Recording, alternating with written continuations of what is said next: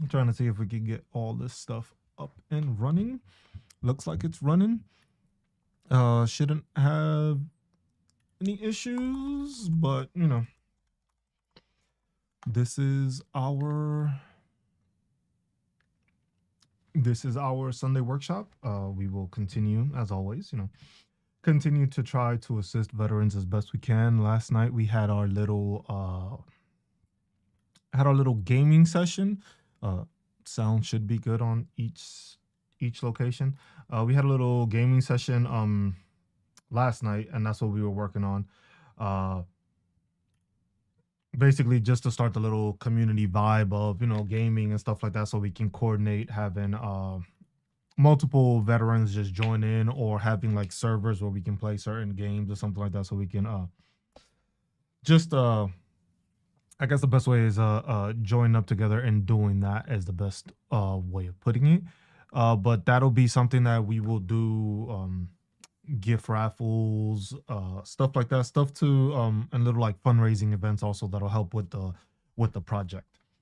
Today we're just going to be covering, what we're going to be covering today is basically we're going to go over the top 10 most common VA diagnostic codes. So what we'll do is what we're going to do is we are going to go through the CFR. So we are going to go through website is ecfr.gov. Once you get to ecfr.gov, you will see the Code of Federal Regulations. Once you get to the Code of Federal Regulations, that is the website basically. So what you will start with is you will go to ecfr.gov. Once you reach ecfr.gov, you will insert yourself into that, and you will you get to the page basically that it opens up on any browser. You can check it out, and then you go through there. From there, we will go to Title 38, which is pensions, bonuses, and veterans relief. So you'll just scroll down, and it'll give you, it says changes, latest changes, July 31st, 2025. You can go to view changes. Let me see how I can do this.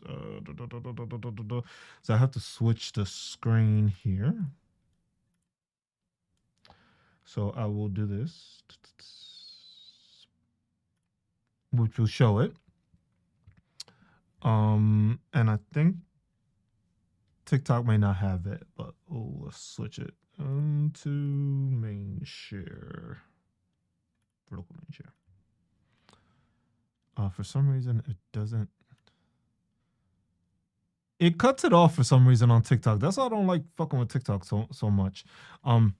But we'll just leave it as that. We'll just leave it as a regular picture, so that way you can at least see me, or at least try to follow along with it.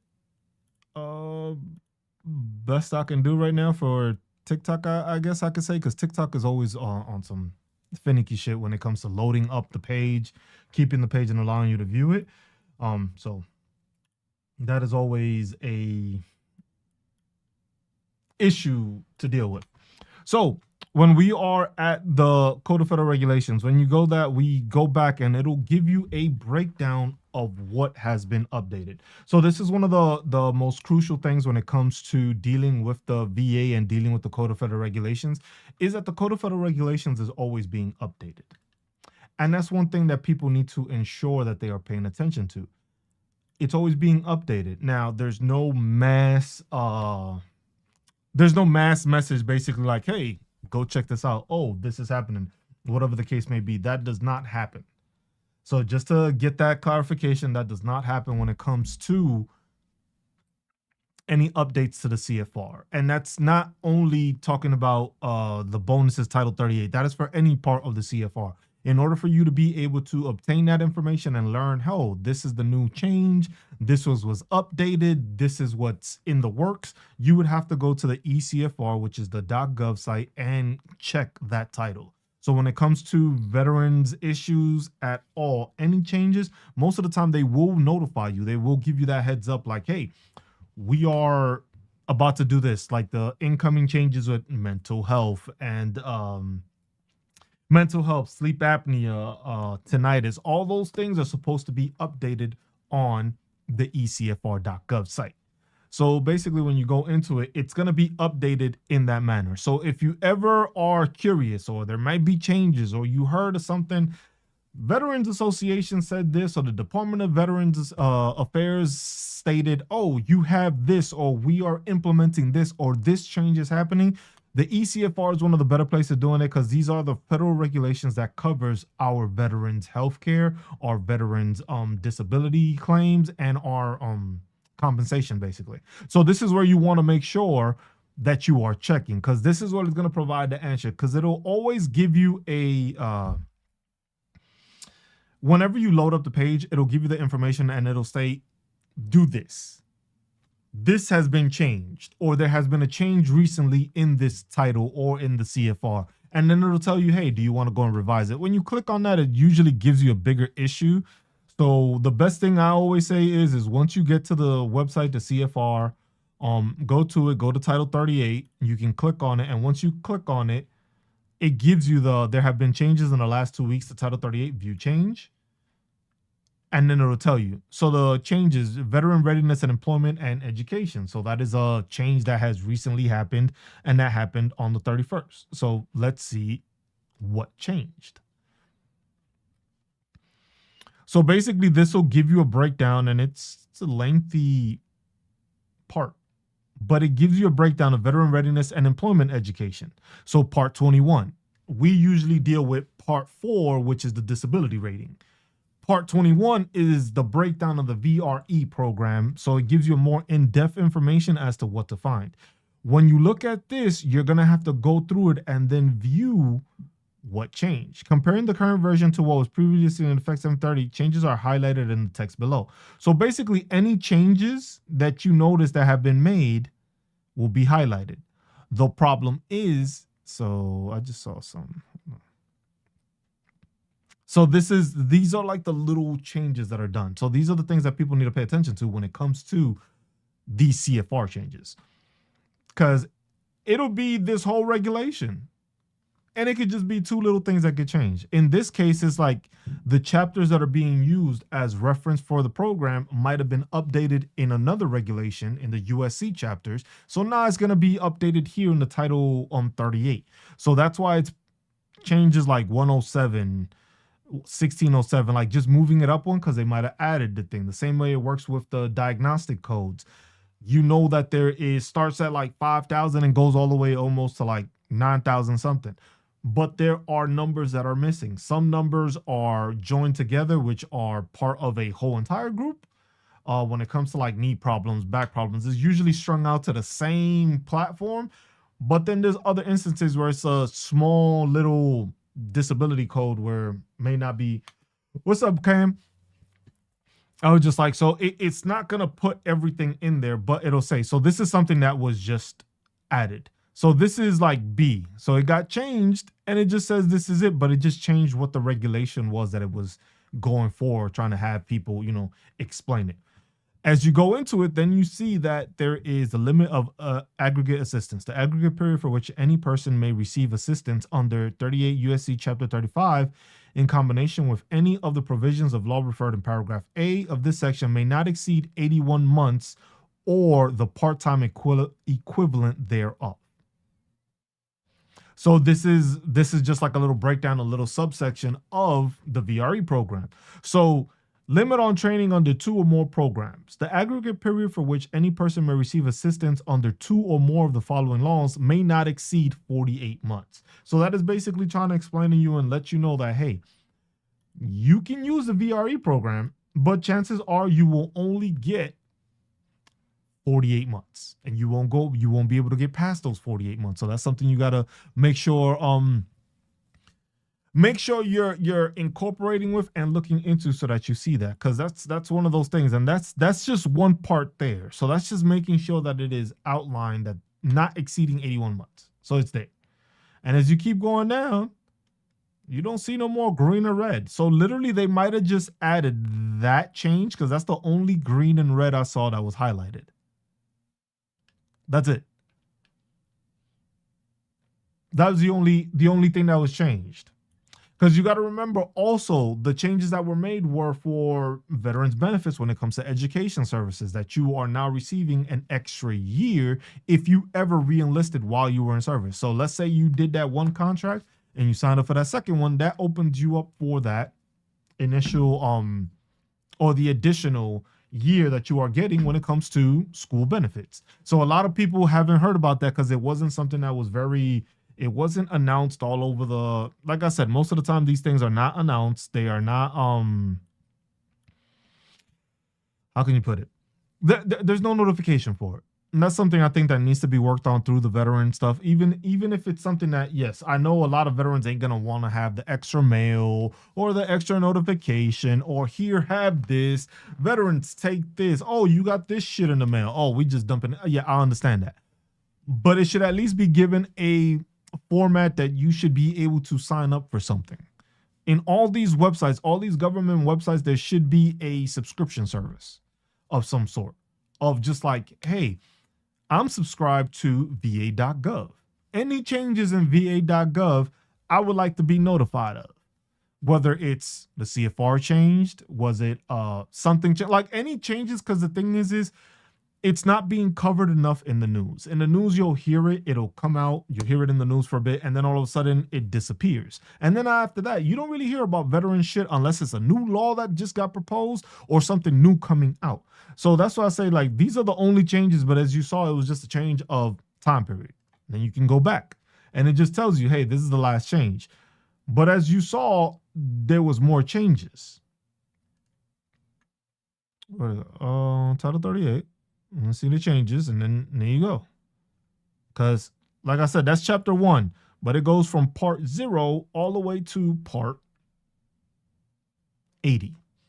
And within the CFR, it gives you a breakdown and explanation of different assistance methods or just different programs that are there. And a lot of the times, a lot of these programs are not, you never heard of them. Most of the time, I'm always finding something new when I'm researching and looking for something else. And it's just like, oh shit, I didn't know we had that. And it's always something good because there's always information, or there's always a program or a benefit or something that will always benefit whoever uses it. No matter what, the thing is nobody's using it because nobody knows about it. Most veterans don't know about the VRE and being able to have a secondary GI Bill in order to do that. So that's something that people need to realize and they need to pay attention to. So as we continue with that, that's just to make sure you understand how to update and look up changes so that you know if there's any changes in the process, you can view them, you can see them, and you take care of them in that manner. So we're going to go to Schedule of Ratings, which is part 4. No changes have been made. Remember, see, so it'll always say this at the top, but then it's always to go and check because, like I said, they are planning those changes to mental health and they are changing sleep apnea. Those changes haven't been notified. We haven't heard that yet. My cat is trying to get in here. But yeah, so we haven't heard of it. We keep on hearing mention, we keep on hearing notifications of these upcoming changes. We just don't know what they are.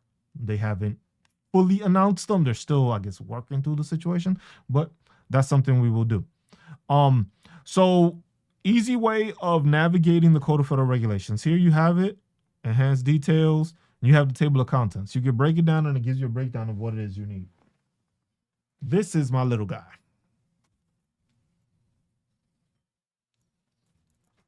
So he is here now. What's up, boy?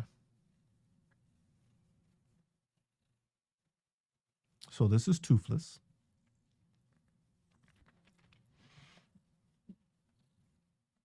Want to say hi to the people?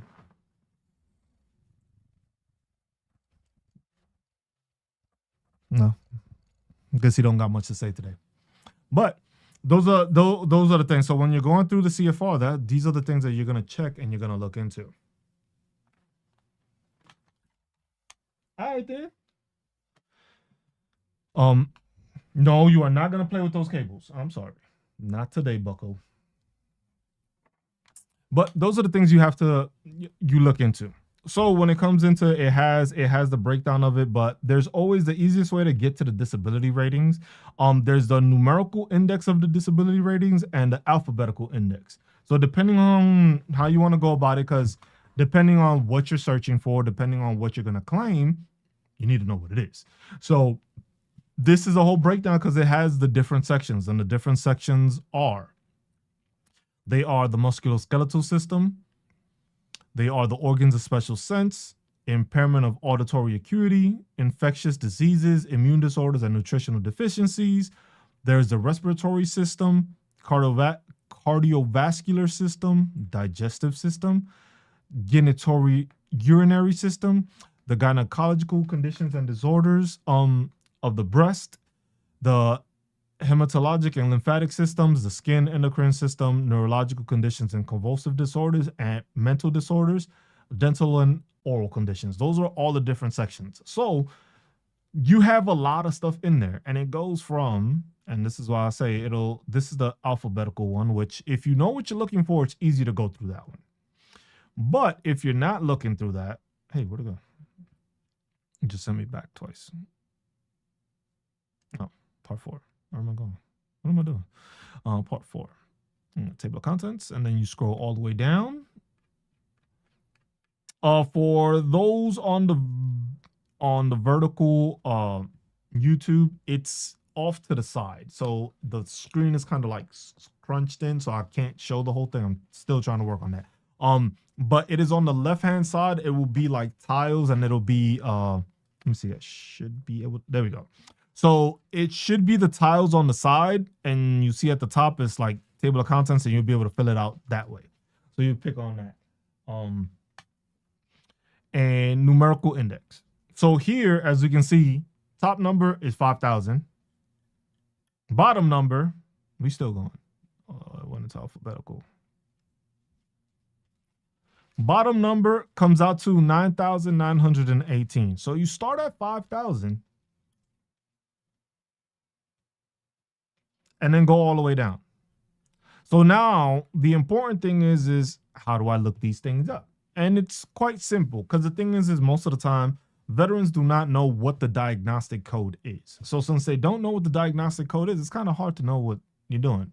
First of all, it's even harder when you don't actually have a proper diagnosis. So if you don't have a proper diagnosis showing what's going on or what's happening, you will run into that problem. So that's something you have to know. You have to know what's wrong with you. You have to be properly diagnosed. If you're misdiagnosed and you claim something and it's not in your paperwork, a whole shitstorm happens after that. So those are things you got to pay attention to.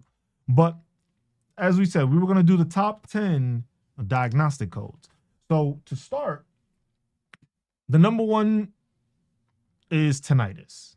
So when it comes to, okay, so this is let's backtrack a bit. So the easiest way to find your diagnostic codes, if you know what you're looking for, is use the alphabetical. If you have no idea, then you start using it by sections. And what I mean by that is like how I explained how there's the musculoskeletal, there's the mental disorders, there's all that stuff. You have to start breaking it down that way then. If you don't know what it is, you have to break it down by the section. So each section has it. There's the table of contents that will show you that. There's the mental disorders. You can go to mental disorders, but it'll give you a in-depth breakdown and it'll go into the topic. So in the case of, let's say, numerical index, we'll go back to the numerical index. So the top 10 list of the most claimed disabilities are tinnitus, the limitation of flexion of the knee, the sciatic nerve paralysis or sciatica issue. There's post-traumatic stress disorder, the lumbosacral or cervical strain, hearing loss, limitation of motion in arm, limitation of motion in ankle, migraines, and scars. So those are the top 10 most claimed disability codes, those or the disabilities. Those are the top 10. Tinnitus, it is DC 6260. So we can go here and do it the numerical and do it this way. We're gonna show it on both manners how to find it, because you can just scroll down. And I just know it's already 6260, so it's 6260. One thing that I would love for this to do is like they should have it that once you click on this, I should be able to just take me directly to that. That would definitely enhance this website to like the next level. So when you look for it through the diagnostic code, because maybe you know the number, but you don't know what it is, you could do it this way. So 6260, right? All right. Falls under the ear. Okay, so you found it here, tinnitus. 6260, right? This is going through the diagnostic code method. Now, if we go all the way and we do it alphabetical, then you have to search for the letter T. Fast, it went too fast. T. Oh, okay. Tinnitus. Tinnitus. Recurrent. 6260. Same thing. It's easier to find the alphabetical if you know what you're looking for. Second one. So let's go to 6260. And as we saw, that is part of the ear. So schedule a rating for the ear. Okay, so then it takes you to the schedule of rating. And this, I'll put the link in so that way if y'all want to follow along, y'all can.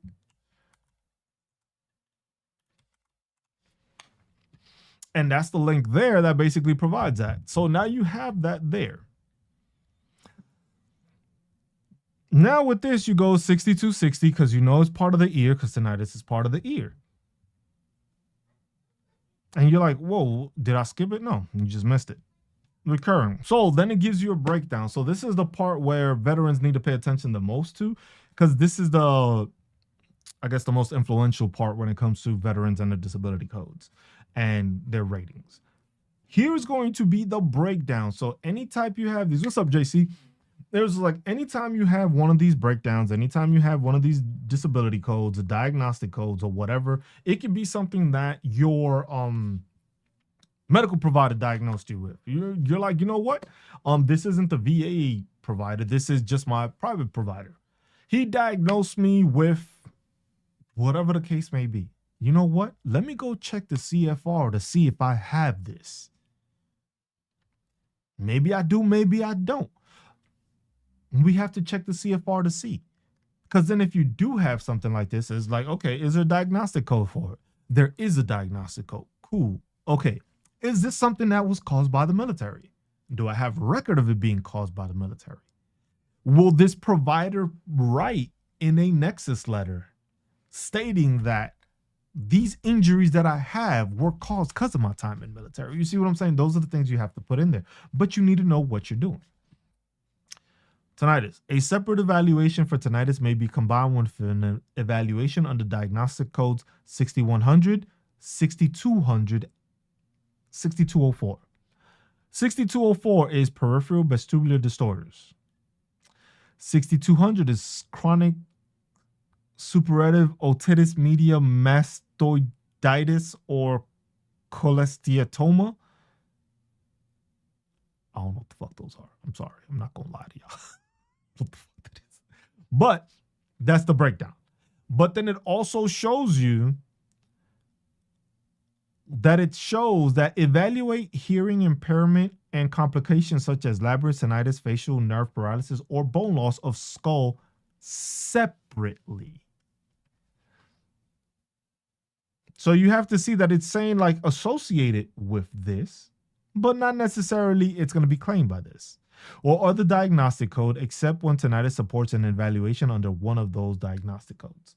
2, assign only a single evaluation for recurrent tinnitus, whether the sound is perceived in one ear, both ears, or in the head. So it doesn't have to be that you have tinnitus and ringing on both sides. You can have it on one side or the other. That's explanation for that. Do not evaluate objective tinnitus, in which the sound is audible to other people and has a definable cause that may or may not be pathologic under this diagnostic code, but evaluate it as part of an underlying condition causing it. So an underlying condition causing it. So if you developed tinnitus, what was the underlying issue? What caused the tinnitus? Was it you were at the range? Was it you work around machinery? Are you a mechanic? Those instances, those are things that help you with your evaluation when it comes to tinnitus or hearing loss. Because if you're a mechanic and you worked with machinery and you have engines going, all that stuff, that gets kind of loud. That does have an effect on your ear. So hearing loss, when you claim it and you put it in there, they see it as like, oh, job-wise, he was a mechanic. I understand. And it's not as difficult. So sometimes they do take that into perspective, job-wise, what you did. Because those are like those presumptive conditions, you could say, kind of. So that is tinnitus. Tinnitus is 10%. Mind you, this is one of those things that may change within the next month. So that's something you need to pay attention to. There's something you need to evaluate and something you just need to pay attention to. 6260. Is it going to be deleted? Are the numbers going to be changed? Is it going to be more than 10%? Because from the understanding of what they've been proposing and stating is that it will be a part of something else. So the only way you have tinnitus is because you have an underlying issue or another cause that caused it. Which is going to be still interesting to it's going to be interesting to incorporate the situation because of the fact that you can't test for tinnitus. So how is it that it's going to be part of an underlying condition if you can't test for it? So that's why I've always found it interesting that they said that they were planning to make changes to it, but it's just like, make changes to something that you can't identify. See what I'm saying? Like, it's interesting. But it's also easier for you when you have the documentation. If you have documentation, let's say you did all the audiology while you were in service. What's up, Annette? It was like, let's say you did audiology when you were in service and you have on your record, you have it that it was like, hey, at one point you had severe like hearing loss for no apparent reason. But then you also started tinnitus off of that. That's your reason. So it's interesting because I don't know how to be a different thing because there's like Meniere's syndrome, which is basically this hearing impairment with attacks of vertigo and cerebral gait occurring more than once weekly with or without tinnitus. Hearing impairment with attacks of vertigo, and trust me, vertigo is no fucking fun. Vertigo is one of the most terrible things I've ever fucking experienced. So I'll say that. So that's what it is with tinnitus. That is the number one claimed disability for veterans as of 2024. That is still the highest. Second one is the limitation of flexion. So knee issues. Limitation of flexion, knee. So the diagnostic code for that is 5260. But again, we'll go to the table of contents, scroll all the way to the bottom, numerical index of disabilities, and you start at 5,000. So all you got to do is scroll down on 5260. 5260, leg limitation of flexion, and it falls under the knee and leg. Knee and leg. Limitation of flexion.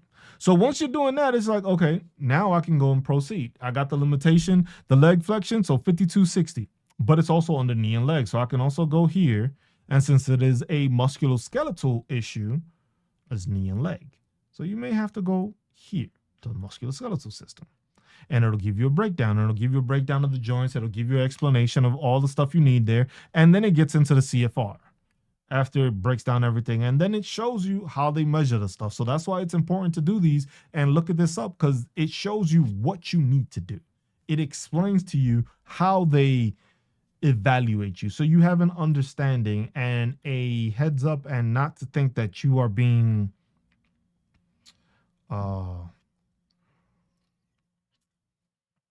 that you're not being taken care of.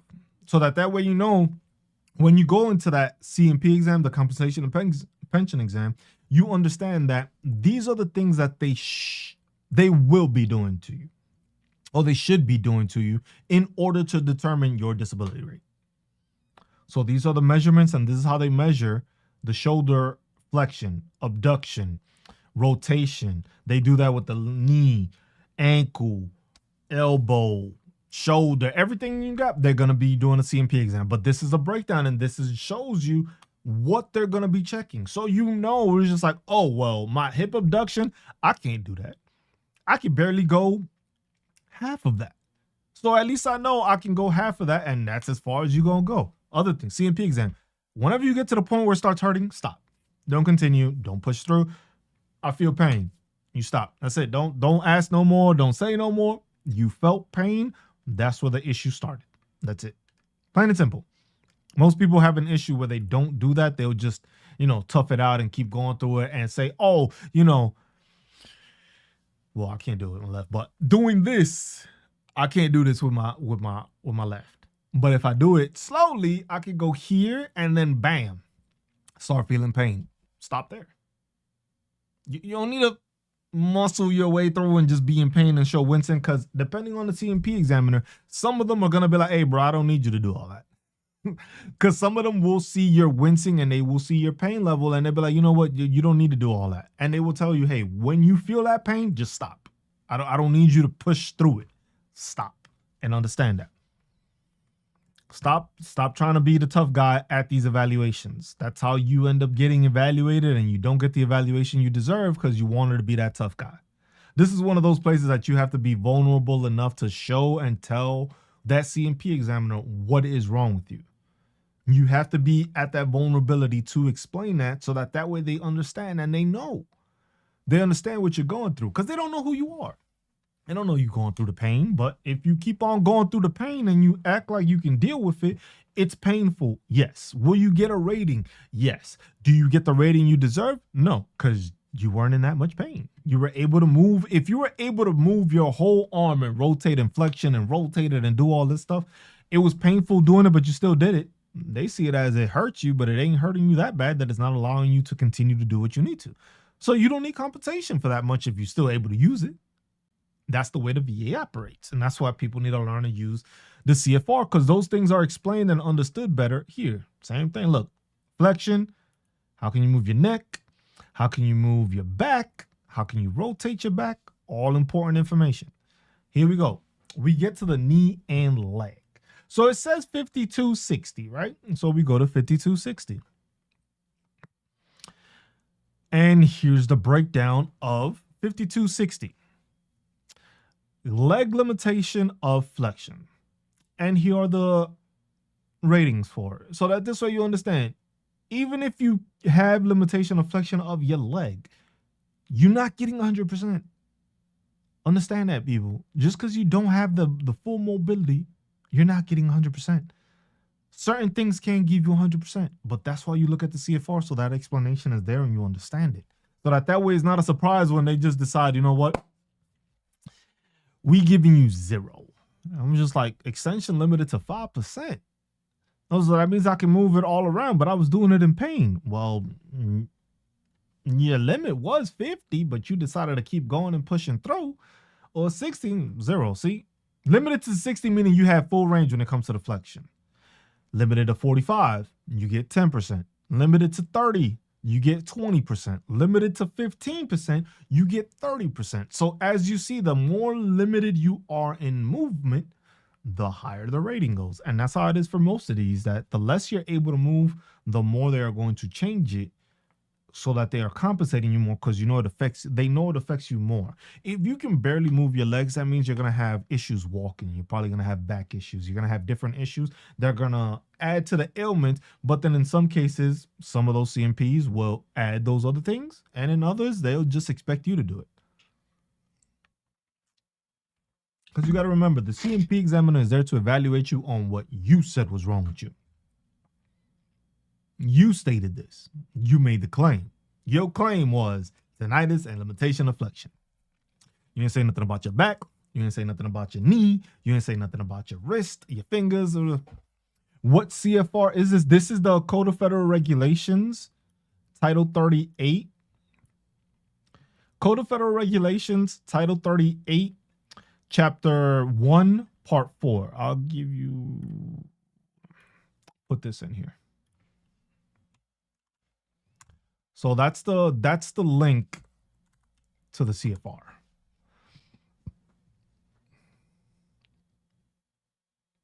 Appreciate you tuning in from Thailand, Grip.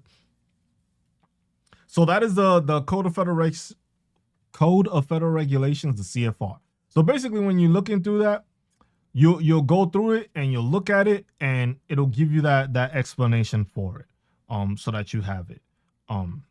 And that's the easiest way of doing it. But this is the easiest way to know what you can get, because it's easier for veterans to sit down before they do this whole process of filing a disability claim, and at least having a general sense of what they may end up with. Because that's what I think made it easier for me on the way out when it came to planning. It was just like, I looked at the CFR and then I looked at the issues I had. I was like, well, I got this, I got that, I got this documented. I had all this stuff over the 10 years I had, so it was a lot easier to file my claims. It was just like, oh, you got sleep apnea. Yes, I did it in 2019 in Hawaii. Hawaii did the sleep study. They did the sleep study. I didn't get the machine there. I didn't get the machine till I got to Germany. And then in Germany, they issued it to me, and I've had it ever since. Stuff like that, you have it in the system, but it's not always like that. But those are things you have to, you use it, you see it there, it's there. Once it's there, you use it. But this is something that every veteran should know about, and not every veteran knows what the Code of Federal Regulation is. And this is like the holy grail of veterans, because this is the regulation. This is the regulation that covers all this stuff that you need to be successful as a veteran afterwards. It's not only just the Code of Regulations, but remember this. Let me see. Go to the top. These are all the different parts when it comes to veteran information. So what most people just resort to is the schedule for ratings. But you have the soldier and sailor civil relief. It talks about life insurance. It talks about counsel. It talks about just a ton of different stuff. Even the VRE program, that's there. VA homeless providers grant and per diem program, that's there. All those things is broken down there. So when you need information, it's like there's a regulation to everything. There's a regulation how they're going to do this, how they're going to do that. So this is the regulation for us as veterans. So this is what people need to know and see, because the information is there. Sometimes it may be in a different it may be on a different topic or a different location or something like that, but that's something you still have to look at, because the CFR is explaining all this to you. The CFR has all this there. So that's the regulation you always want to pay attention to, the regulation, in case of any changes. Because there's going to be changes throughout. Like I said, they don't announce it. So there will be changes that happen throughout the course of the year, but it'll just be an announcement made on the website if you know to check it. So that's why you always want to check it. So those were the top 2 disability claims, the diagnostic codes we covered. So we went over tinnitus, which is diagnostic code 6260. Tinnitus rating is 10%. That's the most you can get for tinnitus. Keep in mind, there may be upcoming changes. Keep that thought process there, and viewing and visual to make sure you can keep that there. Limitation of flexion, second. That is the second highest claim diagnostic code, which is diagnostic code 5260, and that ranges from 0 to 30%, and that's depending on if you go from 60%, 45%, 30%, 15% when it comes to your range of motion. When it comes to the third most claimed diagnostic code, yet again, we'll go back to the table of contents. Like I said, for people on TikTok, easier viewing is if you go on YouTube, because you can actually see everything there. Is there a certain way to write the claim? JC, what do you mean, like as a certain way to write the claim? I'm not entirely sure what you mean by that.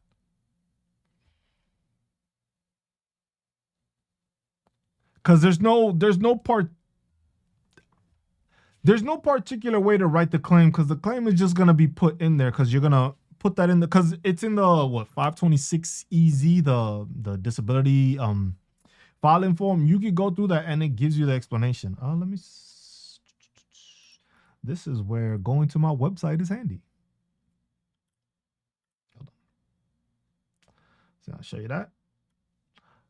Make sure, if y'all haven't already, where'd it go? What the?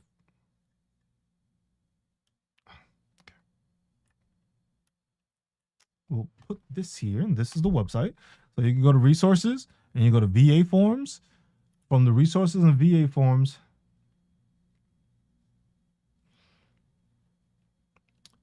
form 21 easy. What happened to my? What the fuck is going on here?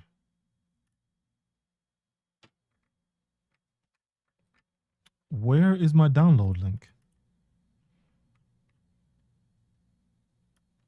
Oh, I need to fix this page. My page is acting the fuck up. Like, why does it look like that?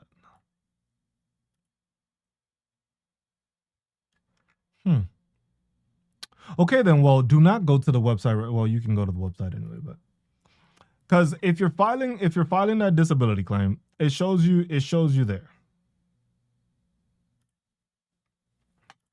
And this is just that's just the first page.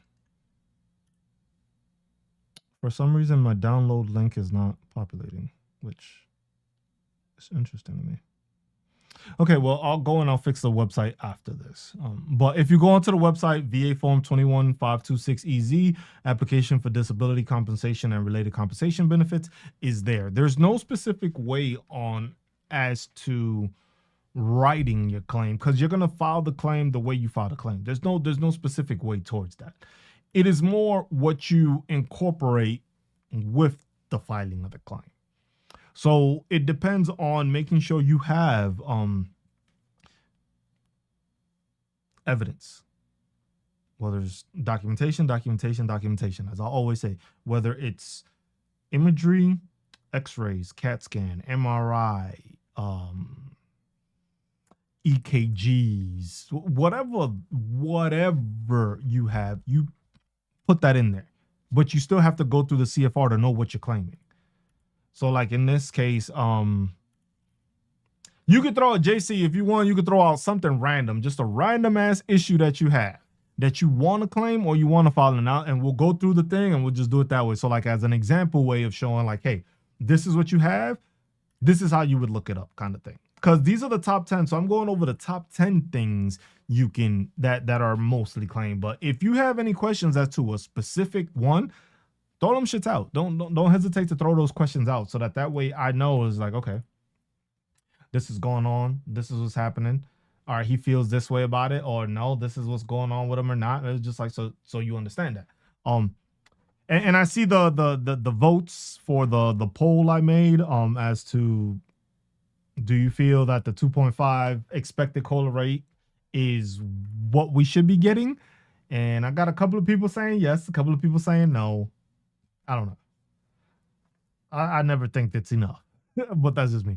My toes are fucked up. I got a hammer toe. Okay, so we would go. So let's say, so we go to schedule ratings, right? So you have toe issues. So that would be considered musculoskeletal system. So the bones, the joints, accurate measurement, all that stuff. So, okay. Let's see. Because it'll have a section that'll be, well, if you go to table of contents too, it does have, does it have the feet? Loss of use? No, let's go. Let's just go to schedule ratings. Because the thing is JC, then the thing is what is your diagnosis for that? So that is the most important thing when it comes to it. Because the thing is your toes are fucked up, right? You got messed up feet. So you got to make sure that you have a diagnosis for that. Whether you could be like, yo, I got arthritis in my feet. It's arthritis. And they go and look up arthritis. I know what you mean.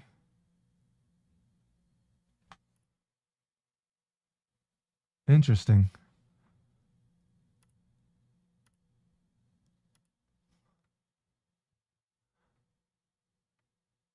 But that's how you look, because it just goes off of that. But you have to go into your section, because it'll have it. There's a, hold on, let me start scrolling. I just don't want to scroll too fast, because it could be arthritis in it. It can be bones. You can have, like, what is it that you have? And that's the most important part of it. You have to figure out what exactly it is you have to claim it. Because your toes are fucked up, but what is the diagnosis that they are giving you? Because if you don't have a diagnosis for it, it's hard to connect your situation to a diagnostic code. If you can't connect it to a diagnostic code, it makes it difficult to file because there's no diagnostic code for it. You see what I'm saying? So there has to be something that you are being diagnosed with. Yeah. You have to check and see what it is and what you're being diagnosed with. Because then that's when you go and you bring that back into this. Because if you got diagnosed with, let me see, because that's the thing. There's a bunch of stuff. Because this one is like amputations and stuff. Elbow form, it should be getting close to wrist. Where is it? You can develop ankylosis from that, from your feet being messed up too. Like, that's the spine. I think I might have passed it. The hip and thigh, knee and leg. It should be the ankle, shortening of the foot. Here we go. So they just gave me insoles and stuff. Got it. I need to check. Yeah, because the thing is for me, I ended up developing, I guess it was just like fucking like flat feet. So I got flat feet. So they gave me inserts in that. So I put inserts on top of that. So that's something that's how I got it. But it was just like, that wasn't even a claim. So this was something that was done for me after I had gotten my 100% PNT, and then they give me the insole. So if I wanted to claim it, I would be able to, because it's just like the VA gave it to me because they saw I had flat feet. So that's something to keep in mind when that happens. That's something that's just like, oh, okay. But here you got plantar fasciitis, flat foot. There you go. Severe objective evidence of marked deformity. Weight-bearing line over medial or great toe. Weak foot, claw foot. All toes tending to dorsiflexion limitation. Metarsalgia anterior, Moore's disease, hallux valgus, which is if you have corns or bunions, and if they're ain't that something? Well, how about that, JC? You said you had hammer toe, huh? What is your hammer toe, JC? There you have it, folks. Just got JC a new claim. Now JC can claim hammer foot or hammer toe. That's simple. That's simple, JC. That's the thing that is just like, is that simple to deal with the CFR to help veterans educate themselves better, to be able to either educate others or just to benefit themselves. Because right there, it was just like, look, the explanation. You weren't sure. Toes is messed up. You had hammer toe. And then what did we do? We just went into the CFR. Now you just got to make sure that you have that in your medical record. It might not be hammer toe that they have it in your medical record as, but you can get a diagnosis of it after the fact and be like, hey, look, I got diagnosed with hammer toe by my provider. My provider is giving me a nexus letter because she is stating that I received this hammer toe from my time in service. She looked over my medical records, which showed that I had gone and seen the medical provider while in service because of my feet. So now when the provider looks at it now, it can just be like, oh, okay, well, you have it in your record for being seen about your feet. You now have a diagnosis from a provider stating that you have hammer toe. And now you also have a nexus letter from that provider stating that you got hammer toe from your time in the military, which she got that information from viewing your medical records. Now, if a nexus letter is written in that manner, ain't hell no way your shit gonna get denied. Well, I can't say that because it shit still happens, but the chances of you being denied at that point are the most minimal as possible, because you literally have the documentation of you going and being seen for the pain multiple times. You have a diagnosis of the pain. You have a diagnosis of hammer toe by an outside provider. You also have that same provider which notified and identified that issue because she looked at your medical records, which showed that you had already been seen for this, but you didn't get any relief or any medication or any treatment for it. Now he is treating you. Oh, the diagnosis is from the VA? Oh yeah, then file the claim. But it's always best. That's the only doc I go. Okay. So it's always best to have that and see if he or she will write a nexus letter stating that. But make sure that before you ask that, make sure you go into your medical records and find those places. Find those instances of where you went and got seen because of the pain in your foot. Take that and separate it. Put it to the side. Because now you're going to use that as part of your claim. So you're going to have that information for you got hammer foot or you got seen 8, 9 different times for the same issue. Cool. Got that paperwork. Now you have a diagnosis from your VA doctor. Now when you file that claim, you can show is like, hey, I got this. Because sometimes that nexus letter will be what you need. That will be the best. That's the best bet, because then that provider is going to put that in there. But if you have your medical records showing that, then you have that supporting evidence that it was caused by the military and it has worsened over time, and that's why you're claiming it. So always go through it that way. But look, that's how simple it is. That is just like you had a feeling you had something, you got diagnosed with something. There you go. Hammer toe. It is a diagnostic code 5282. And there it shows you. See, but this is where you got to look at it. Because the problem with it is it, do you have a hammer toe? All toes unilateral without clawfoot is 10%. If you have single toes, 0%. So if it's all of your feet, you get 10%. If it's just certain toes, you only get 0%. So that's where it's just like, that's where it becomes difficult for some veterans, because it's just like, I'm going to get 0% for this. Or I may just get 10%. And some veterans is just like, I don't want to go through the process of just getting 10%. The thing is at the end of the day, whether you claim it or not, 0, 10%, you use that, you get it, you file it. And it's like, hey, the best thing about this is if you are not at 100%, go for everything you can. If you're not at 100% yet. That's why when it comes to claims, the best thing to do is do the most in-depth thing when you file that first disability claim. Your first disability claim filing should be your longest. Because that should have everything. Everything you're dealing with, everything you can find information for, everything you can, or have gone through the process or found anything. Hey, no problem, JC. There was like, go through that process and understand those things. Because, see, look, you have hammer toe. I know that shit sucks. But then if you didn't know that there was a diagnostic code for it, right, and you filed for hammer toe, and then next thing you know, you in pain like crazy, and you get 10%, you're going to be pissed the fuck off. I'm sorry. But that's just straight up being truthful. You're going to be pissed the fuck off if you have an ailment that has been bothering you for so long, and then they just hit you with the, yeah, you're going 10%. What the fuck? You're going to lose your shit. But that's something to understand. Because see, now, JC, you go with the thought process of, you know what? Max I can get is 10% for this. Now you at least know max I can get is 10% for this.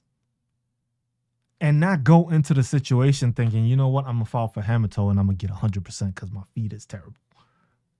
Those are the instances right there where it's just like, all right, oh, okay, I didn't see that. I didn't recognize that. I didn't notice that this was the issue. And those are the things, that's where you need to process and learn that, because then it's just like, oh, okay, I did this for this reason. But I'm only getting 10%. At least I know I got 10% instead of it just being, I also have flat feet. Oh, bruh, whew. What do we see? Flat feet, boom. Is it bilateral or unilateral? 50 to 30%. A severe objective evidence of marked deformity. Bilateral or unilateral? This is the whole breakdown. So for flat feet, it's 5276. For plantar fasciitis, 5269. And then it gives you a breakdown of what it is. So from here, you can see from plantar fasciitis, the most you can get is 30. The most you can get from flat foot, 50 if it falls under this objective. If it's this one, most you can get is 30. If it's mild symptoms wrote about built up shoe or arch support, 0. So it gives you a breakdown. And then with your hammer toe, if you have it all on your feet, that's 10. So you from here can come out with 30, 50, and 10. So 30%, then add and then the best thing about this is like you can go up to the top and you can calculate it as you doing this. And that's the good thing about this. You can calculate what your percentage is gonna be. Because like we just saw, you could get a 50, a 30, and a 10, right? Remember, VA math, and I also have that video that's out. VA math is not 1 + 1 = 2. It's a percentage of a percentage. You are a pizza pie, and you are just taking out pieces of the pie of you being whole. You're whole right now. That 50% that you got off of plantar fasciitis or foot issues got you to 50. So what do? You go to 50. So we have 50%, right? Because you always start from the highest disability rating to the lowest. Then you go to that 30%. So you added 30%. That got you to 65%. So you're going to go and scroll down back to 65. Remember, when you're at the 65% mark, you are getting paid at the 70 though. Remember that. But remember, with 65%, you have that extra 10% for the hammer toe, right? So from 65, you get that 10%, you go to 69. So now you are sitting at 69, but you are getting paid at the 70% rate. Keep that in mind. Because in order for you now, you're getting paid at the 70 rate. In order for you to get to that 80 rate, you have to get to 75, which would mean you would need another 20% from 69. You would need another 20% to get to 75, which would then pay you at 80.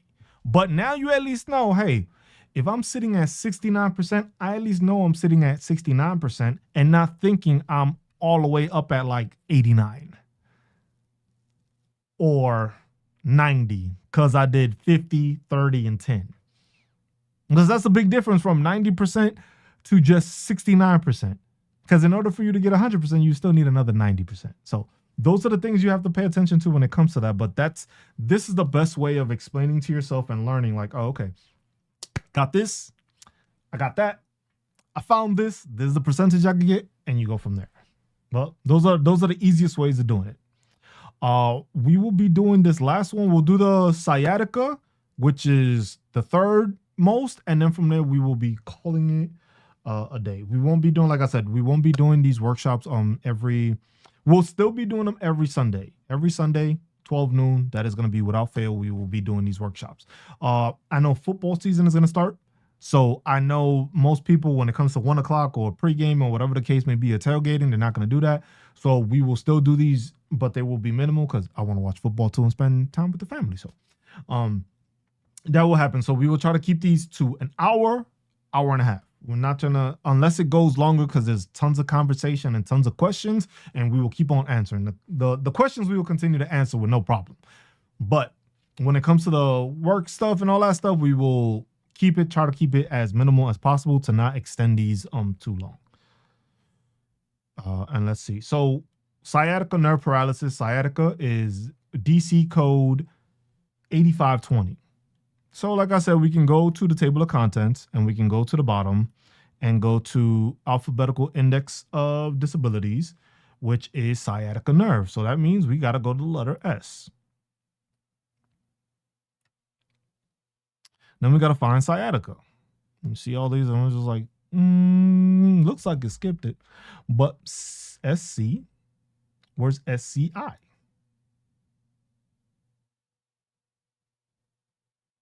Am I missing something? Because it should be here.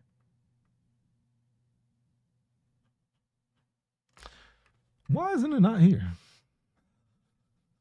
Now that I'm looking at it, I was just like sciatica nerve paralysis, DC 8520.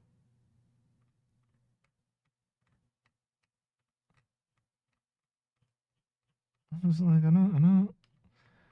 One second, I know my alphabet ain't great, but.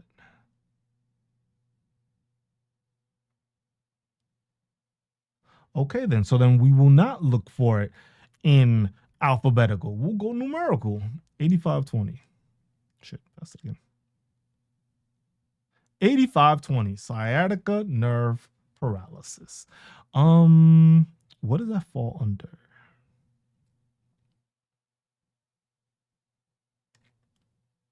Because that would fall under your back. So contents. We'll go to musculoskeletal.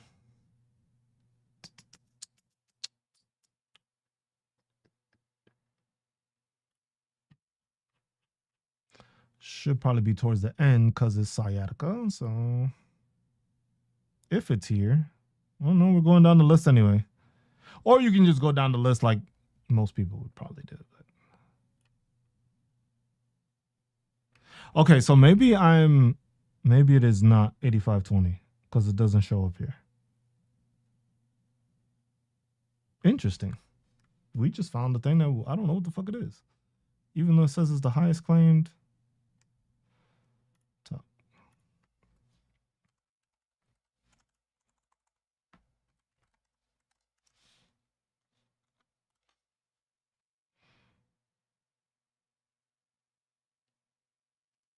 Why the fuck?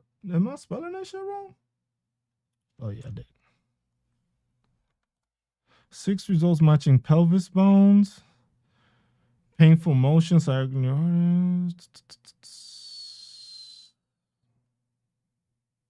It shows up though. Appendix B part 4, 8520. 8520. We're going to do this again because I know it's not.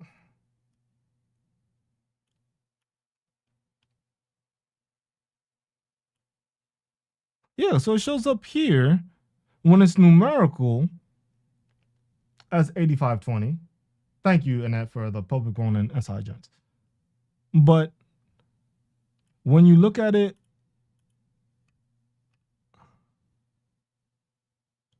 interesting. That's just weird.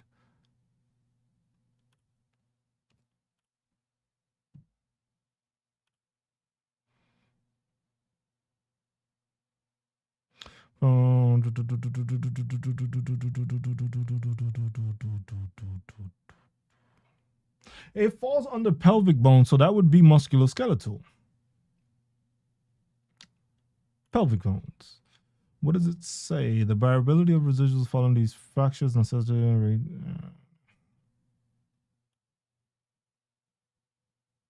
Because that's what I'm saying. Through all of this, I've gone down the list, and it's just like I'm looking for 8520.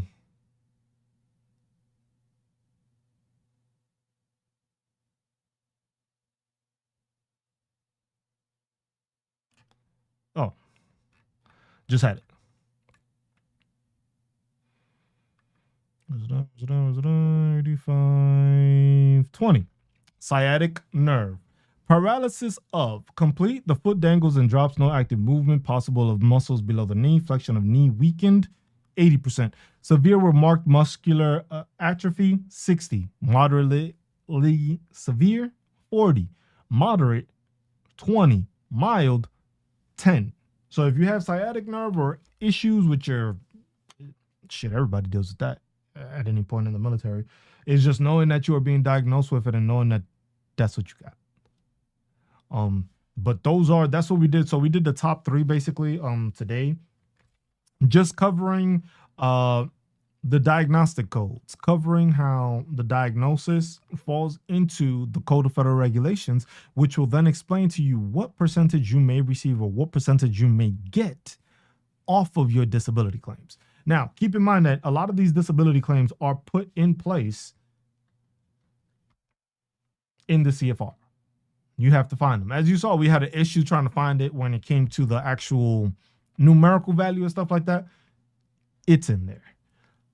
If you don't find it that way, like I said, you have to do the legwork and do the work to find what the issue are. Because if it's sciatica, it's a nerve issue. Yes, and that is very true, and that's something for everyone to understand. 10% is 10%. May not seem like much, but 10% adds up. Especially when you already have the stuff. And that's why it's important. File everything you have. Right now, it may not be too bad. Right now, you may not have severe issues with it, but you're going to get older. You're not going to be as nimble. You're not going to be stretching as much. You're not going to be working as hard. You're not going to be lifting as much, but your body's still going to feel it. So if you have the ability to put those things on there, and you have the ability to claim these things, go ahead and do so. Don't stop yourself from doing it. Go ahead and claim these things. With the rating numbers, if I'm at 90, what do I need for 100? So JC, this is the thing. Okay, let's go back to the top.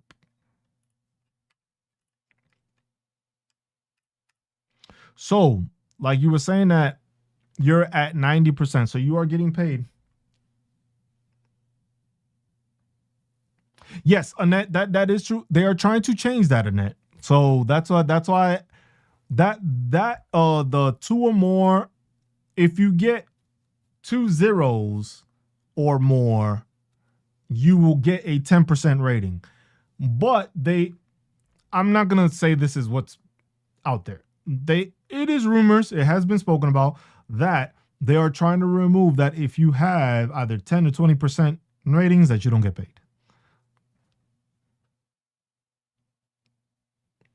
Rumors. Don't take it as that's what's going to happen or not going to happen. Something that's been spoken about. It's been heard that they're trying to eliminate it so that if you have 10 and 20% disability, you are not going to get paid for it. So basically, you will only start getting paid if you have over 30%. There's a lot of talk about that stuff. I don't know. I'm not going to say it's for sure, but just keep that in mind. When you're at 90%, right?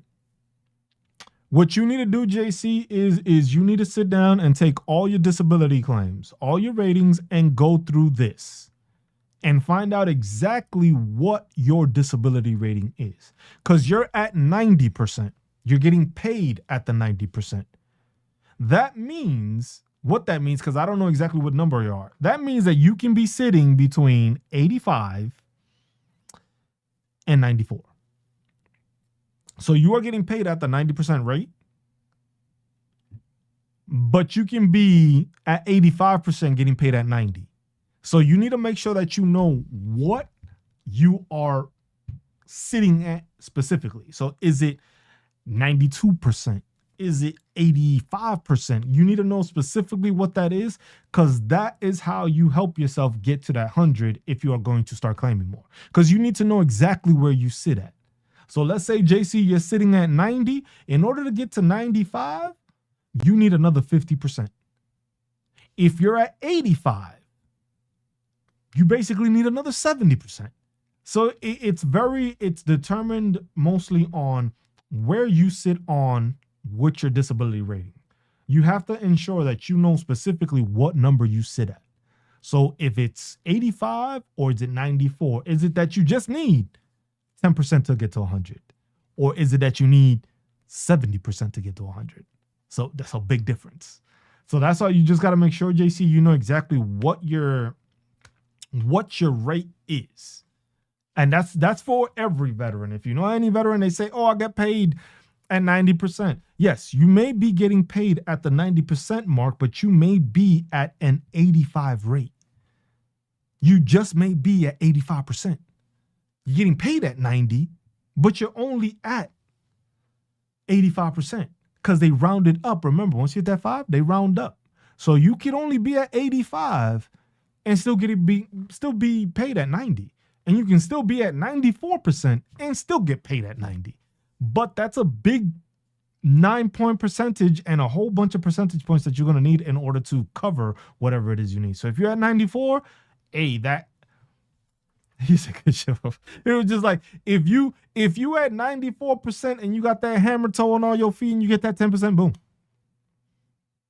Or you got that plantar fasciitis, 50%, boom. You see what I'm saying? Those little instances and those little additions can get you over the top. But now you know to look at the CFR, and now you know to look into it, and now you know where to find it. So anything that you meet, anything that you're diagnosed with, especially through the VA, go to the diagnostic code and look for it. And then from there, start asking that providers is like, hey, am I able to get a nexus letter or something like that? Because I would like to file a claim for this that you have also diagnosed me with. But yeah, those are the best. That's the best outcome for it. But y'all gotta make sure y'all know what percentage y'all at. Yeah, and that's the thing. Until you don't sit down. So what you need to do, JC, is you're gonna sit down. You're gonna take all your disability ratings and you're gonna put them in order from highest to lowest, whatever it is. And then you're gonna go. You can go through here, or you can go through any other, like, there's a bunch of like websites. I know like the DAV has a calculator, certain place. I'm working on making a calculator, but that shit it's a lot to do. But there you have it. But yeah, so you have that. But you take your ratings, take your whole ratings and put them in order, and then go through the numbers and calculate what percentage you're actually at. Because like you said, you're at 90%, but what percent are you actually at? Yes, the VA provider. Because since you said that's the person you go to see, that's who you want to get a letter from, if possible. That's the best thing. But yeah, that's something you need to clarify for yourself. Is I'm getting paid at 90. Thank you, Gina. I'm also on YouTube, Gina. I don't know if you're on YouTube, but that's where I get a lot of the traction I get from these lives is more on YouTube than it is TikTok, because this is still a small account. I get more traffic when I use my main account, because they just like me talking politics more. So they push that one out more. This is still a smaller account, so might not be as big. So a lot of people view it on YouTube, or that way you can see and visualize the videos and all the stuff I'm putting out there. Oh damn, I don't have the thirds here don't show up. That's what it is. Cause I have, see, like my name. These are my on TikTok. You can see that I have Just Cruise On as my YouTube and TikTok, and that's my original one. And then I have the Veteran Awareness Project one, which is this one which we're streaming on now. Yeah. Stuck on 70 for PTSD already, 100% PNT. Trying to do an increase for SMC steps. Provider won't write a DBQ. So, McNasty, in your case, the thing is you are at 70% PTSD and you are already at 100%. So you're trying to go for the SMC steps. Now, the thing is what exactly are you trying to incorporate, and what SMC are you going for? Because that's the biggest thing. It's just like SMC, there's literally levels to it. Well, steps to it, but I just call it levels because that's what it is. I forget what the form was. It was just like the form that they have to write the letter for you. But in those instances, SMC, give me a second. Because the SMC shit is, you need the documentation for some. It depends on what SMC level you're going for. Because some SMC levels, you need a specific thing. It could be loss of limb or something like that. When it comes to PTSD and stuff like that, it could be TBI. Did you get a TBI? Because you can go through SMC for TBI, which I believe is R2 or T. No, it's T for TBI instances of that. Let me see. Shit, what was I gonna look for? SMC.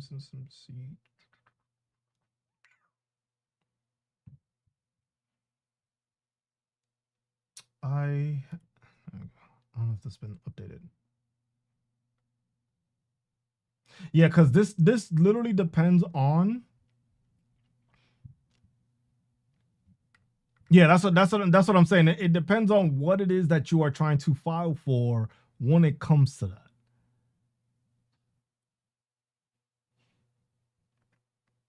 Because it would have to be so L is permanently bedridden, blindness, loss of use, or aid in attendance. Same thing with M, but just with a different addition to it. Anatomical loss of use is N. Anatomical loss or loss of use of multiple extremities or multiple other SMC ratings is O. Anatomical loss or loss of use of multiple extremities, P. In need of advanced levels of aid of attendance, R. And permanently housebound or paid at housebound rate is S. So it all depends.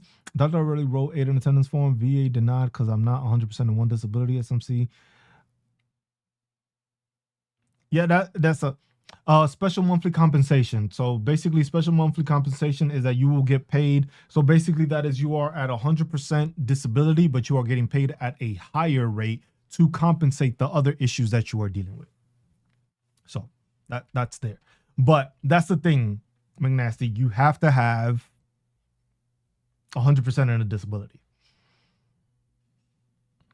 So the thing is the only way is do you fall? See, now there's two things I can advise here. There's two things I advise. It's you have to either file for an increase, meaning that you have to show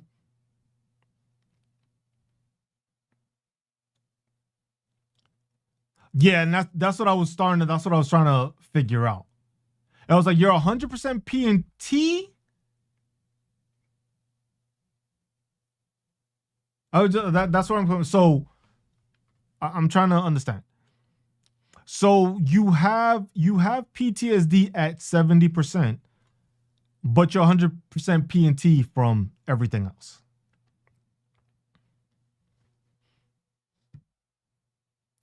For certain SMCs, it's that you need an 100% rating. I believe it's, I can't remember because these always get confusing. But I know it's that you have to have one disability that is at 100% for specific ones.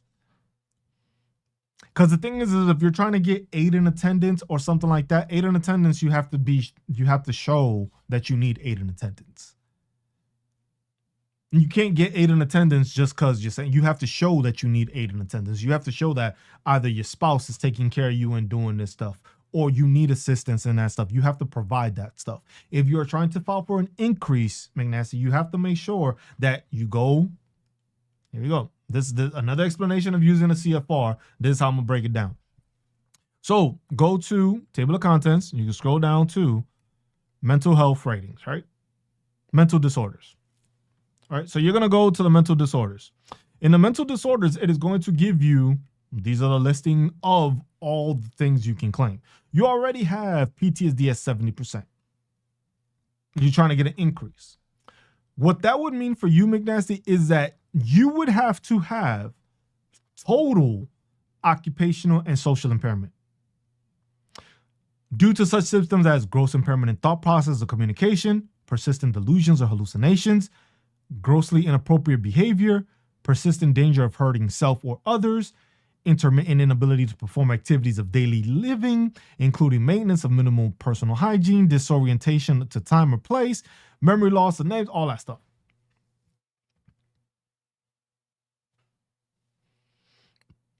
See, but that's the thing. The thing is for certain ones. So you're trying to get 8 in attendance, but to get 8 in attendance, you have to have one of those disabilities that is at 100%. Because, okay, these are the questions I have. Because for which SMC are you applying for? Because that's the thing. Each SMC is different. That's the thing you got to understand. Depending, you're aiming for 8 in attendance. She filled out the form, but do you, just because they filled out the form, do you have somebody doing the 8 in attendance? Because this is what I'm looking at right now. This is what I'm looking at right now. Special monthly compensation levels, right? This is according SMCL.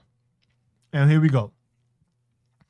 To qualifying veterans with especially serious disabilities or combinations of disabilities. Certain disabilities and combinations of disabilities are more, we know that already. So SMCL1 has anatomical loss or loss of use of both feet or one hand or foot. 2 has blindness in both eyes with visual acuity of 8 in attendance, which is what you go for. The veteran's condition is serious enough that they require the regular help of another person, not necessarily every day or every time. Due to inability of claimant to dress or undress himself, to keep himself or ordinarily clean and presentable, due to a frequent need of adjustment of any special prosthetic or orthopedic appliances, which by reason of the particular disability cannot be done without aid.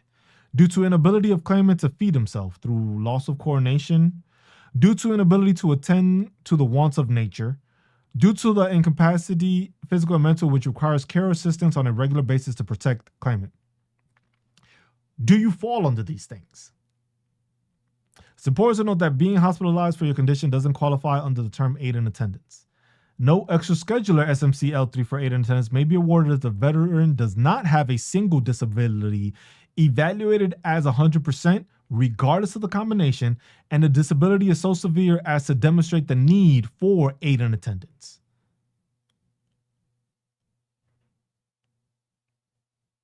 So that's the part there. Veteran does not have, so you can go for the extra scheduler, but the thing is when it comes to anything that's scheduler, that means it's a time process. It's a time period.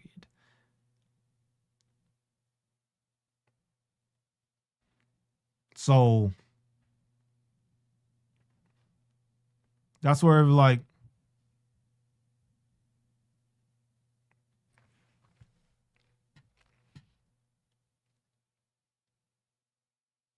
and it tells you here also, it's like, no, if you have a claim that is not yet 1 year old, SMCL is an inferred claim. So basically they should have done that. What's up, Jordan? I was like, they should have done that. They should have put that in your file. If they would have seen that you were at the level of SMCL and aid in attendance, they would have put that into your file while you were doing it.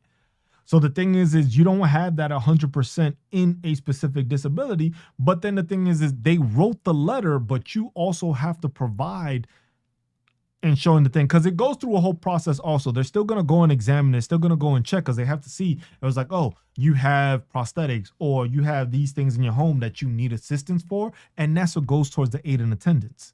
So it's not as simple as just like having TBI and stuff like that. You have to have one issue that is at 100. If you're trying to increase that, you have to fall under the criteria to, you have to, basically when it comes to any criteria for an increase, you have to make sure that you have the diagnosis in place.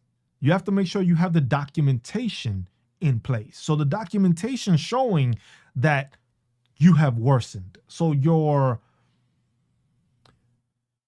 thought process, your mental thing, you can have a buddy statement or a lay statement or witness statement from a spouse, girlfriend, neighbor, roommate, whatever the case may be, saying that, hey, this has gotten worse. He's doing this more, or he's done that more, stuff like that. You have to show basically what the CFR shows of 100% total occupational and social impairment. If you cannot show total occupational and social impairment, you're not going to be able to get that increase. You need to be able to show that you are at an 100% level from the 70% level that they gave you. Because basically they said that you fall under this criteria. In order for you to get an increase through mental health, you would have to show that you fall under this criteria.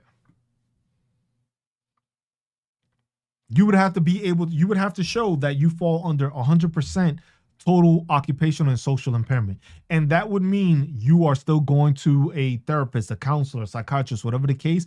And they, off of your information and your documentation, have shown that you have worsened and your symptoms have gotten worse over time. That's how you do an increase. You have to have the documentation to show that. What's up, Gabriel? He said, YouTube works. Yes, it does. YouTube does work. YouTube works better than TikTok at times when it comes to streaming. But yeah, so that's basically it. That's one instance of me saying that that's how you could go about it.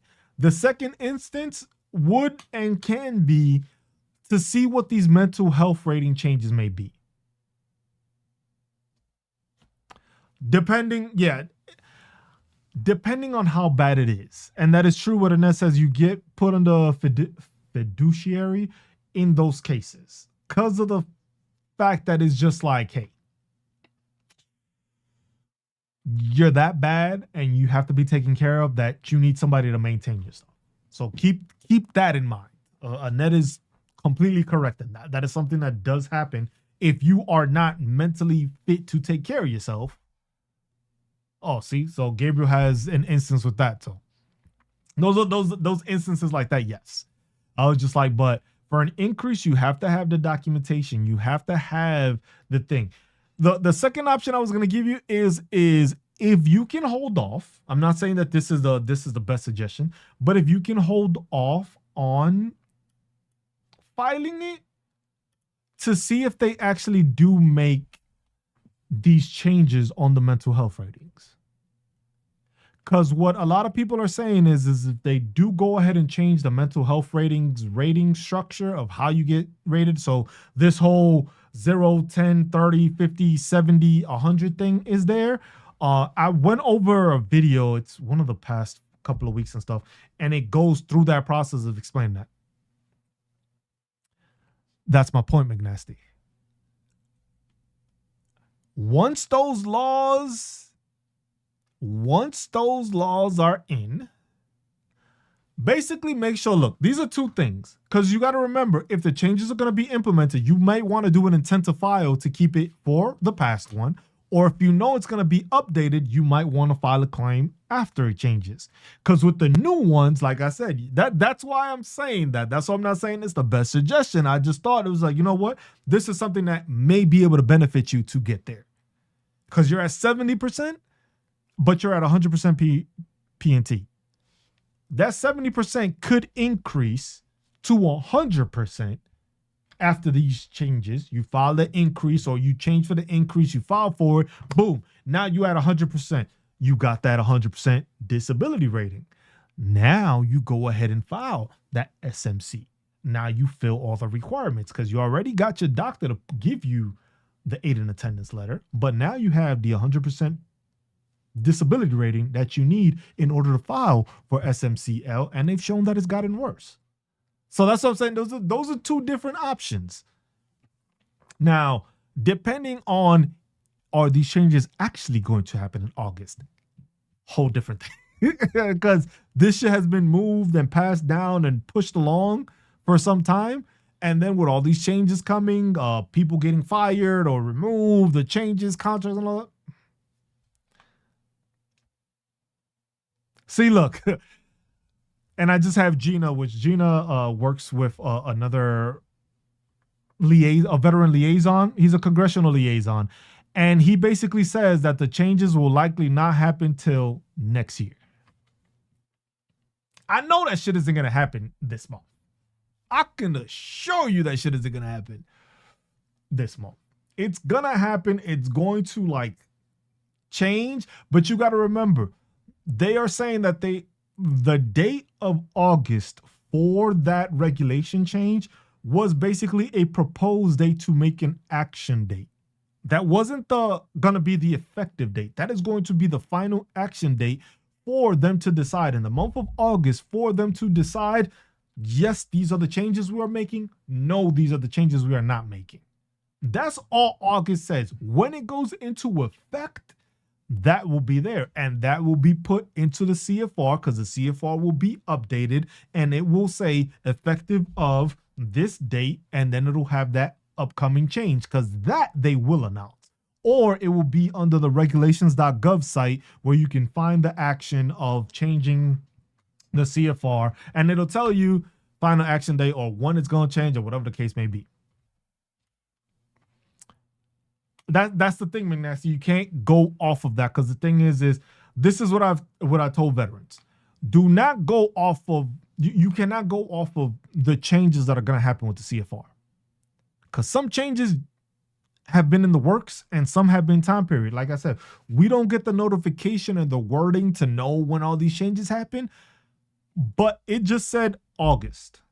It's August 3rd. So maybe tomorrow they come out with something saying, hey, we'll make these changes. And it could be like, hey, tomorrow we are making this change to the Code of Federal Regulations. Now, Chapter 38, Title 38, Chapter 1, Part 4, Schedule of Ratings. We made this changing to mental health and to tinnitus and sleep apnea. And we've made these changes. These changes will go into effect January 22. I don't know. That's the thing. They will give a date. So that's why I said when it came to this, the best thing you can do is keep on getting your documentation. Keep on getting those records. Keep on getting that supporting information to help you so that when that shit does change, boom, intent to file, you got all your shit. You submit all that shit quick, get yourself to 100%.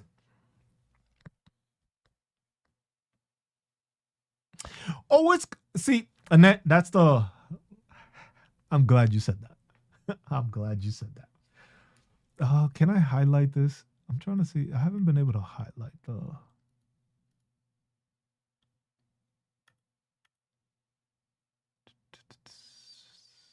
I used to be able to do that. I don't know why I can't do it no more. Where are my quick actions?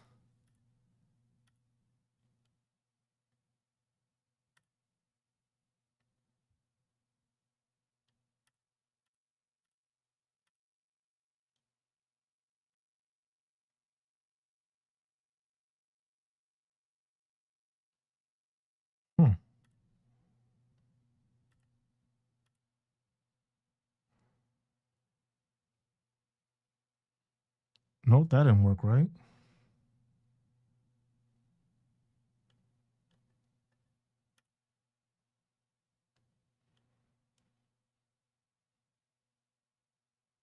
I have to work on that.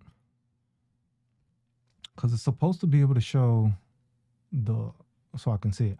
But that's the thing. The statement made in the question from Annette was, can you imagine how many people are going to file for that 100% increase for PTSD? I think there will be a catch. And you know what the catch will be, Annette? The catch will be all those fucking veterans getting their fucking shit evaluated. That's the catch. You are going to see a shitload of reevaluations. And what's going to end up happening is that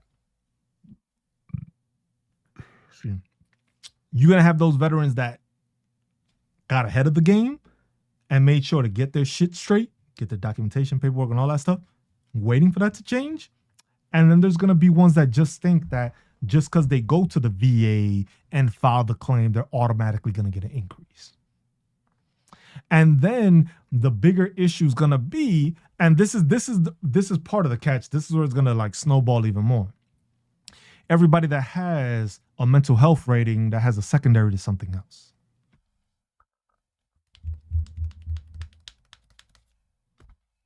Because if you have a mental health rating that's connected to something else, you're going to be evaluated for the mental health. But remember, you made that secondary, whatever the secondary is. If you don't mention that secondary hasn't gotten worse.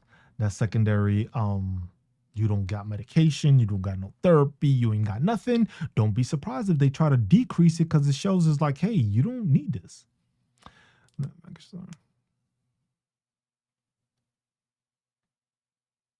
That's the thing for back, McNasty, it depends on what you have on your back.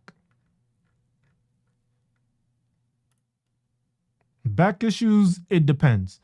You can get certain increases, but it's not. That's where you have to go. That's definitely where you have to go into into here.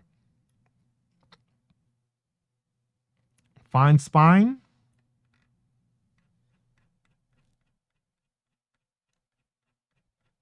Where's that? Oh, that's ain't it.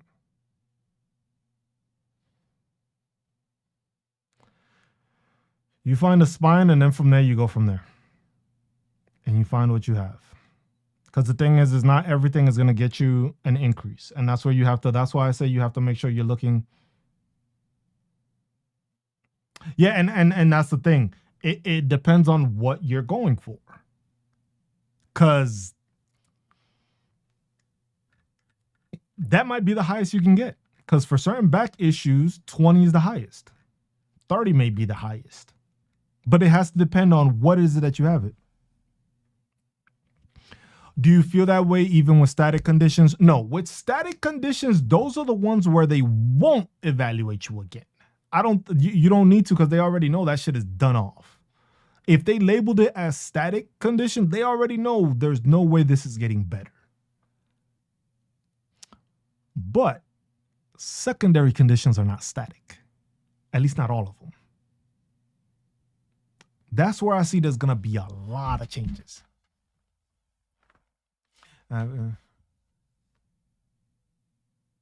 Yeah, and that's why I say back issues, it goes off of what you have, depending on your rating and depending on your movement. Because like I said, the VA doesn't really care for pain. They know you in pain, but your pain isn't the same as my pain. They're going off of your movement. So if you have back issues and you can't move your back, all right, then we can look at that. But if you got back issues, if you don't have back issues and you moving fine or whatever the case, you could do all this. You do these rotations, these laterals, these rotations, all that. That's how you get those. That's how you get that information. That's how you get that percentage.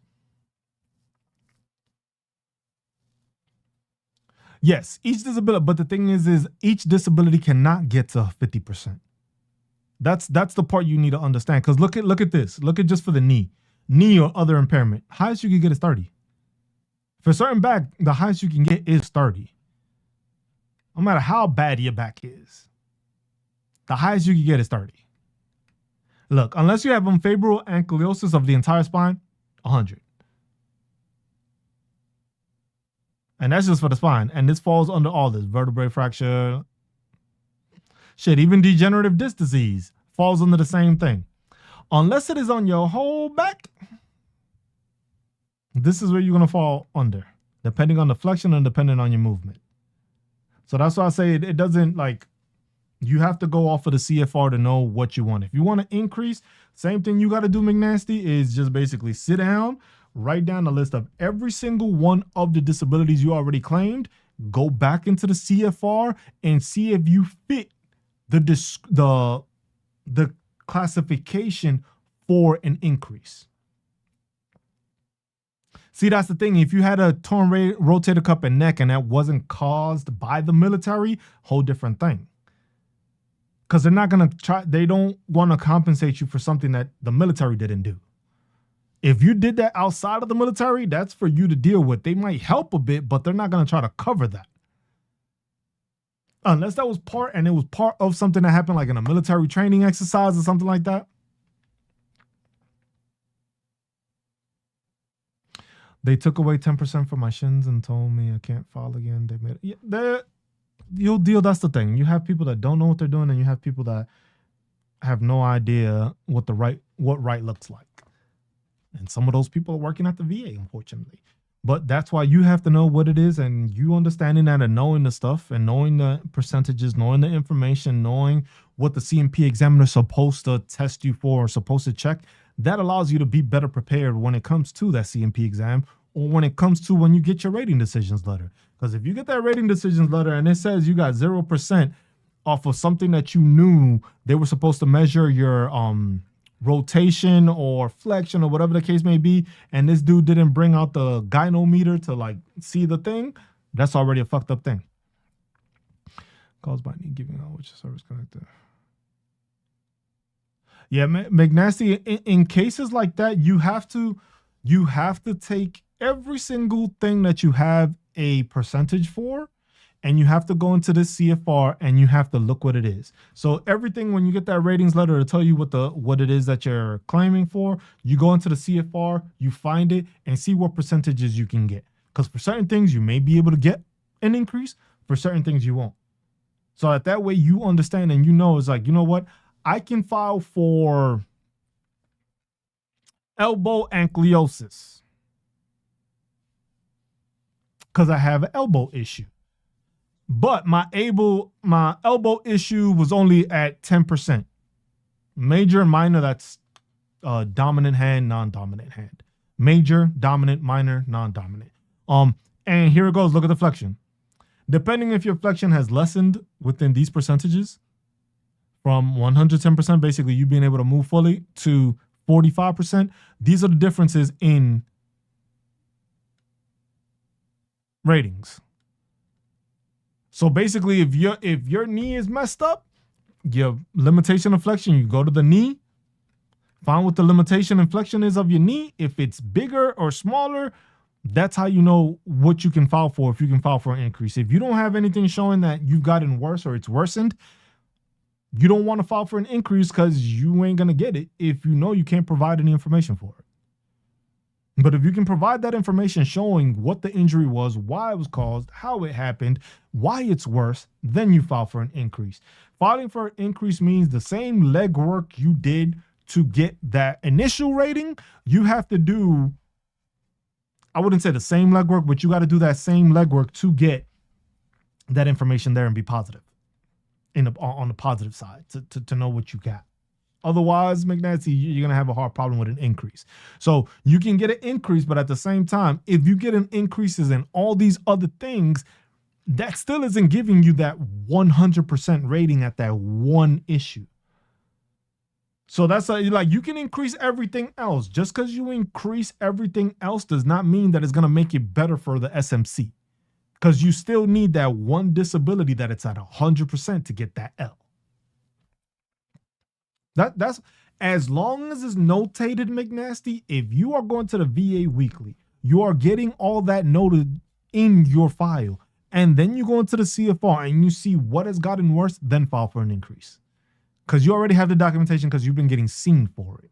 But if you aren't going through the CFR and clarifying, okay, I got this, I got that, you're not going to help yourself. You're not going to help with an increase if you don't know what's wrong or you don't know what's worsened. You have to make sure if everything's gotten worse, get the documentation for everything that's gotten worse. Go through the health eVet link, which is through the VA. One second. VA.gov.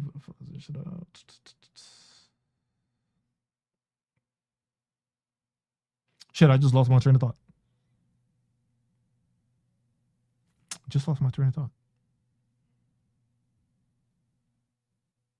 What was I going to show you?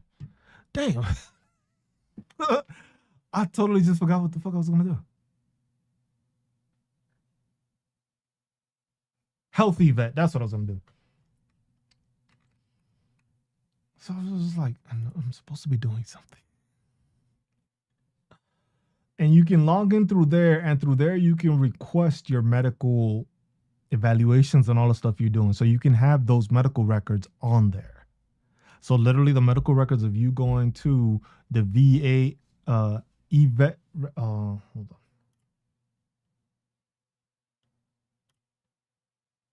You have to go to va.gov. So you have to go to va.gov. So why does it keep doing that? So you go to va.gov and it has this here, my health eVet.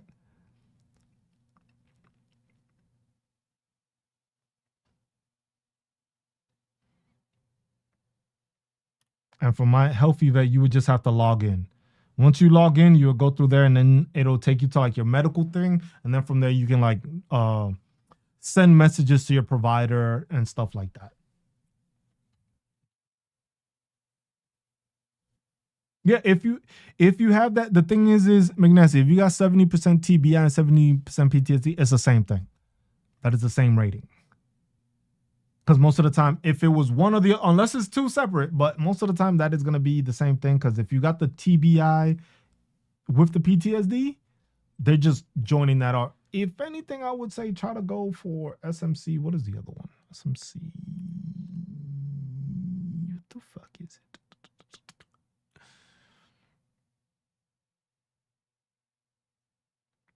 Because I would say you could go for SMCR also. But then that's why with R, you need a minimal combination of entitlement to both O and L. So that's where it kind of gets difficult. And yes, get your C file, get all that stuff.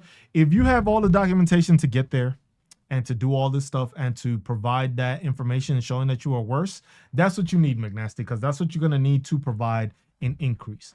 But for mental health, you have to show that you are total and social, like, yeah, your C file is going to take a while. But you can also just download the information from the Health eVet. Also, if you go through the C file, that shit is going to give you all your shit. If you go through the Health eVet, you can just go through your records of what has happened recently and stuff like that. And you can do it that way. But getting your information, putting it together, making sure that you verify with the CFR to be and understand the instance of, do I file for an increase because I have the requirements to meet the next level or increase? Because also remember that you can look at your ratings letter and it'll tell you It'll tell you you were giving this rating because you did not meet the requirement for this next level of higher thing. And it'll tell you what it is. We found evidence, but it wasn't high enough, or your thing wasn't high enough to get you to that next level. So those are the things. But get your documentation, get to the CFR. I'll put the link to the CFR again.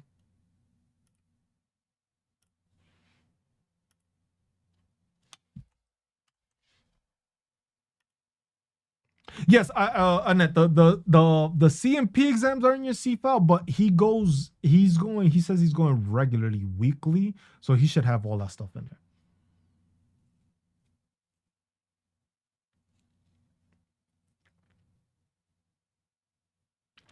No, whoever has your DBQ, a DBQ is a DBQ. As long as it is by a medical professional, they provide the information and all that stuff there. A CPAP guide anywhere? In what regards, Gabriel? To a CPAP guide. I'm not entirely sure I know what you mean.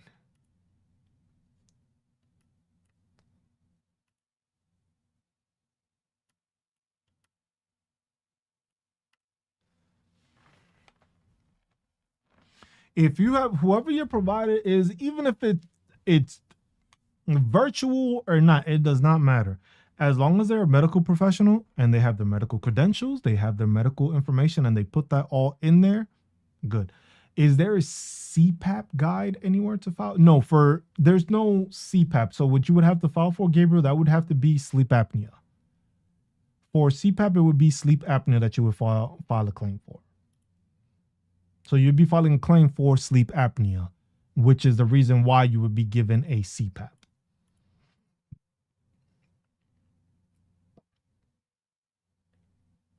Heard about the 100 miles thing, about it triggers fraud and a CMP? No, I have not heard about that.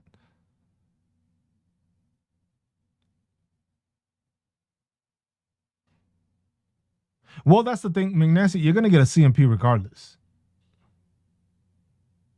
So, Gabriel, if you have a CPAP machine, that means you have sleep apnea. So what that would mean is you already got the machine. So it shows that you need the machine because you've been diagnosed and given the machine.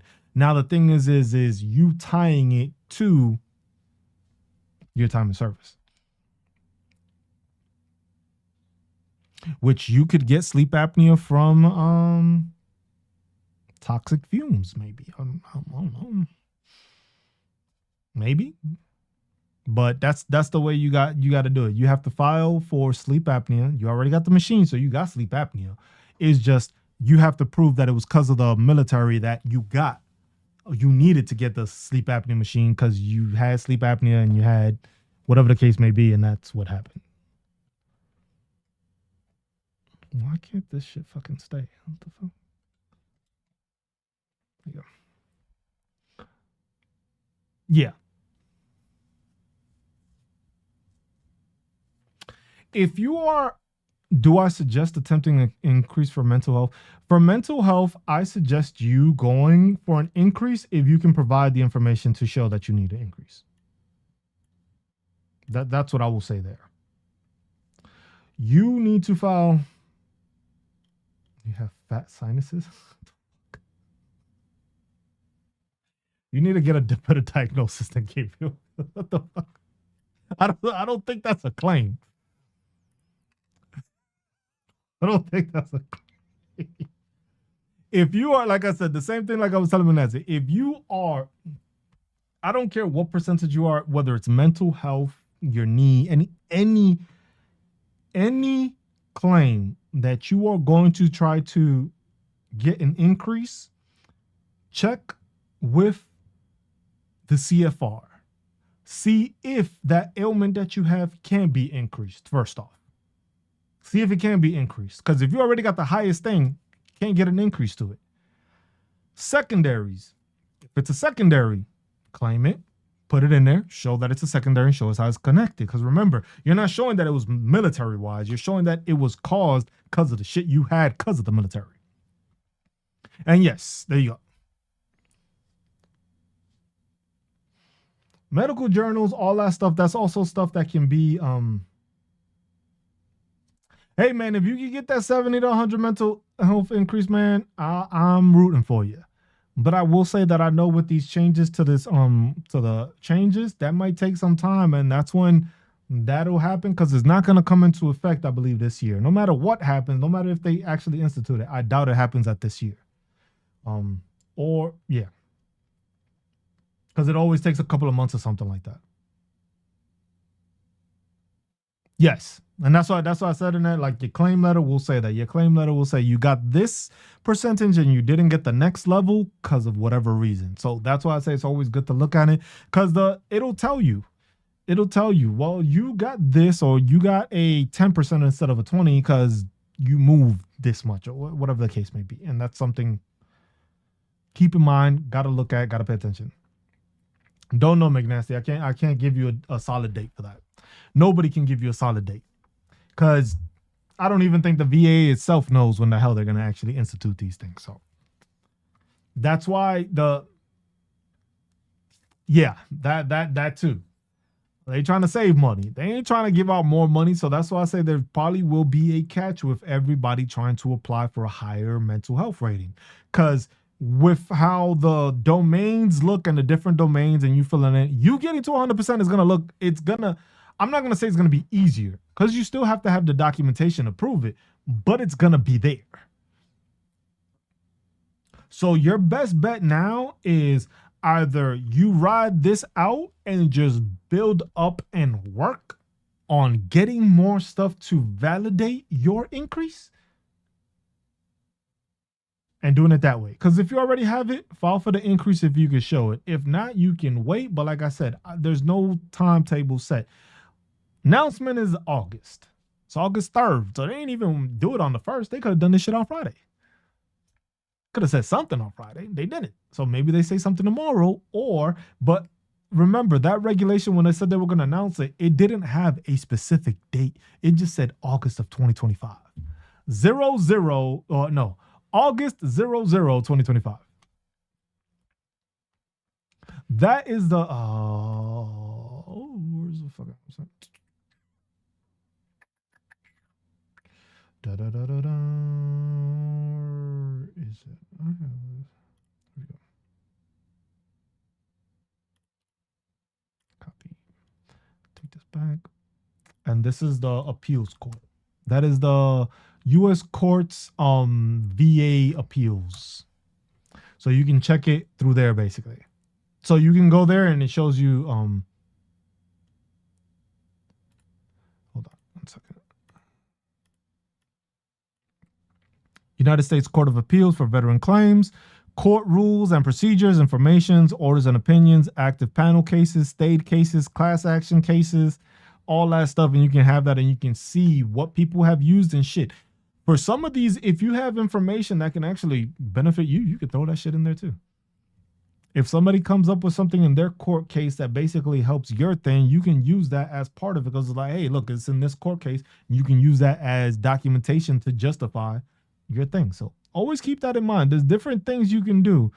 It's not always a one-way street with these things, but you got to keep in mind that it's not as easy as it seems. But every veteran should be the same way we don't keep our medical fucking records. From here on out, every veteran should make sure that everything they are doing is notated. No matter what it is, no matter where it is, get it notated. Because with all these changes and stuff like that, they not gonna fucking stop. The changes are gonna keep on going. If these people are talking about we're gonna save money, best believe that means veterans not getting paid. And it's not we're going to say, I'm going to take your shit. Like, oh, we're taking veterans' money. No, we're going to wait for you to file again. Because we know you want that 100%.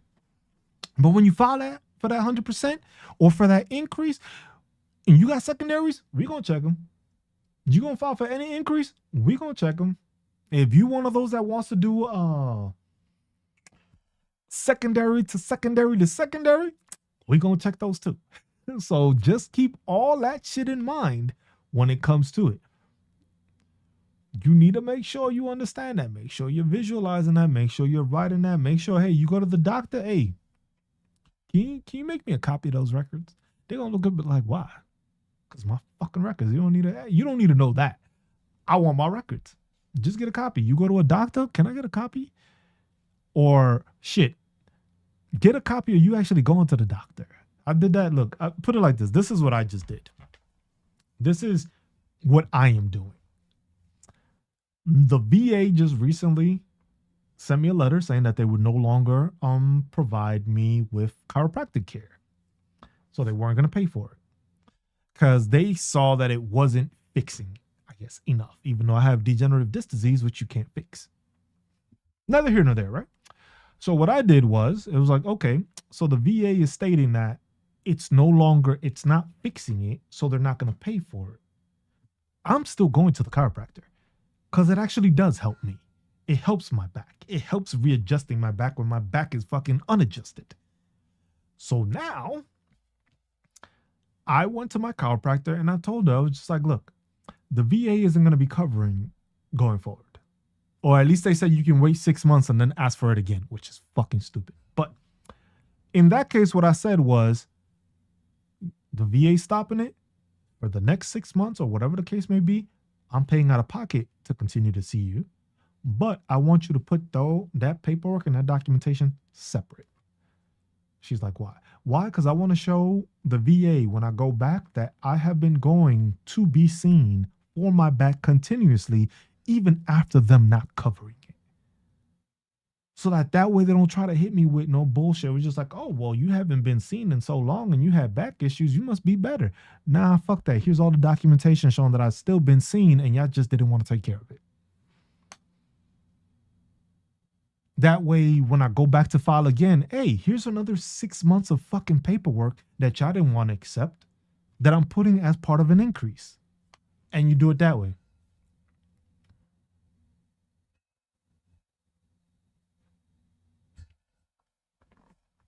Hold on, take it off on taxes. What you mean, Annette? What you mean I could take it off on taxes?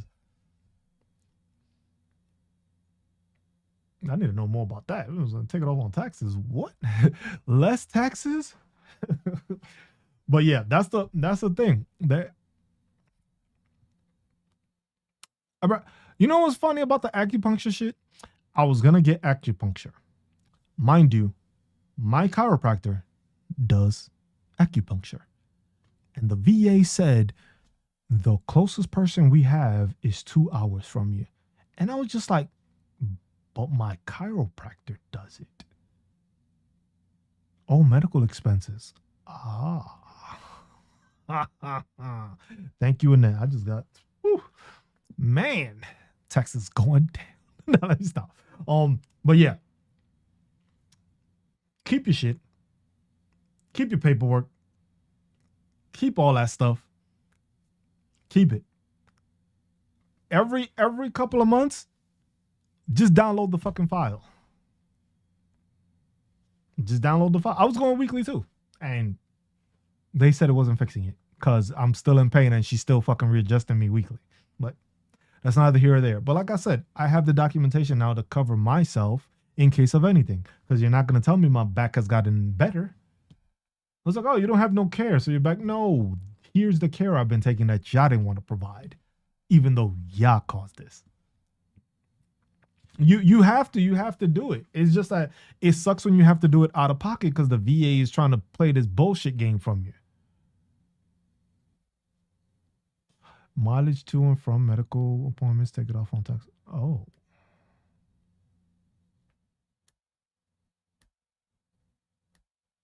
Yes, that I think is the biggest thing.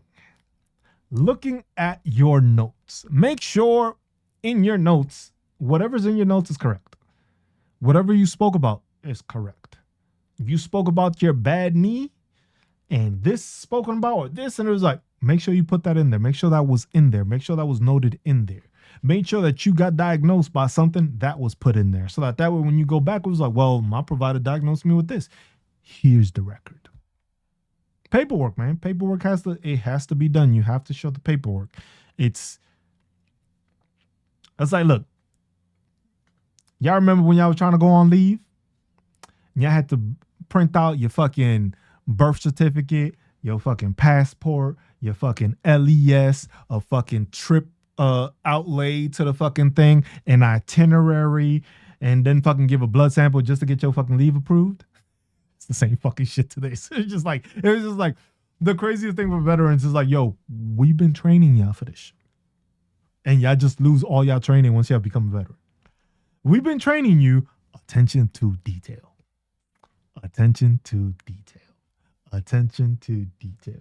And then once you get out the military, it's fuck detail. So I can understand why that happens. But attention to detail is the most important thing. Pay attention to those small details. Pay attention to that one time you went to the doctor, but you don't know why you went. Just look it up. See why it was you went. Oh, shit, you went for this reason. You know what? That has been hurting. Claim. It's in my record. Claim. That's it, man. But yeah, that's the simplest way of doing it. McNasty, out-of-town DBQ is okay. Don't worry about where it's from. As long as it's legit, as long as they have their certifications, their doctor, all that stuff, and they are legit doctors, you're good. Because trust me, this is my YouTube channel, but I can assure you all these other bigger channels that provide you a nexus letter or all this stuff, them doctors ain't going to those people's houses. Those people are getting DBQs and nexus letters from somebody probably halfway across the country. So if you're getting a DBQ and it is working, it is correct, you have your documentation and stuff like that, it don't fucking matter where it comes from. As long as you can provide and have the documentation to back it. Because if the DBQ is from fucking Germany, he has his credentials and all that stuff, but your documentation goes hand in hand with what he's putting in that letter, it don't matter. As long as the DBQ is filled out properly, filled out correctly.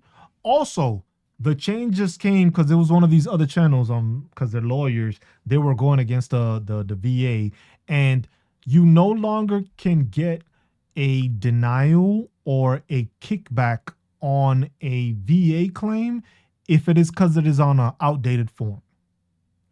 So what they were doing before was they were going through the whole 3-4 month process and then telling people, oh, you got the wrong form. So basically that litigation went through, and basically what it says now is that even if your form is out of date, like let's say the DBQ was just posted, it gets posted tomorrow, but you filed your shit on Friday with the old version, they would wait the whole process and then kick it back. With that new upholding of the law now and the change, no matter where it's from, as long as it's the form filled out correctly, signed out properly, it has to be used. That's the thing, McNasty. There's no, trust me, I don't think there's an 100 miles fraud thing, CMP thing. Because the thing is the way you got to look at it is like this. The VA itself sometimes can't even find somebody 100 miles close to you to try to send you. That's in contract. Or as a specialist or stuff like that. So that 100-mile shit is nonsense. Because shit, if you got to go to an appointment, that shit is 3 hours away. What they're going to say? It's fraud because you went to an appointment? No. So basically, no matter where it's from, just make sure your shit is legit. If you have all the documentation and shit, what they're going to say? You lied? No. Look at all my documentation, all my diagrams, all my depictions, all my fucking evidence. It don't matter. The 100 miles fraud thing, CMP, is bad when you have those people that don't have that documentation, don't have that solid claim, and then they got their nexus letter from fucking Florida and they live in fucking Oregon. But they don't have everything. So they just, it's like the reason they see fraud and they think of fraud when it comes like that is because it's always people that are reaching to try to get a higher claim that they go to some other entity that everybody else uses. That's where the fraud probably gets looked at. The fraud probably gets looked at like, damn, everybody's going to fucking cruise for a DBQ. Who the fuck is this cruise? Why is somebody from here going to cruise? Then that's when it starts getting questionable because everybody just going to cruise. Cruise must be the best fucking doctor that we never fucking heard of.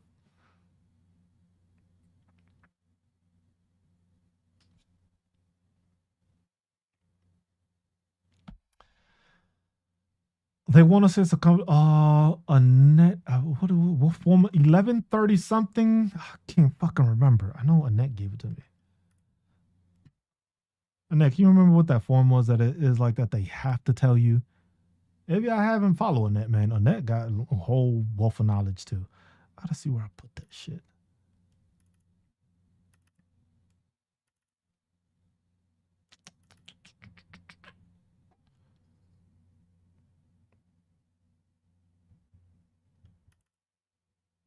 Is it this? No.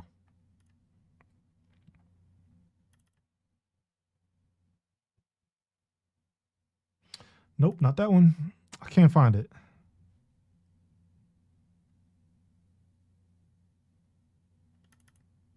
Here it goes.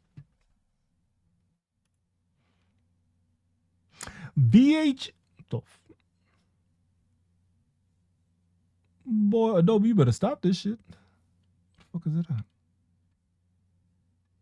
can't I get to the fucking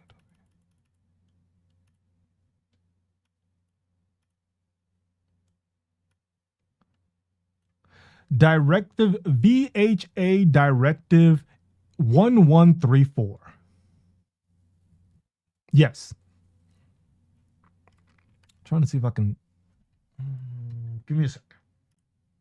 So I can show it.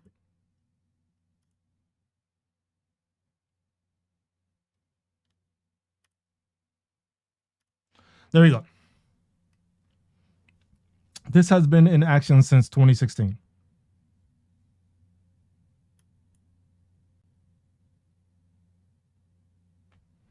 Let me. So if you look up VHA.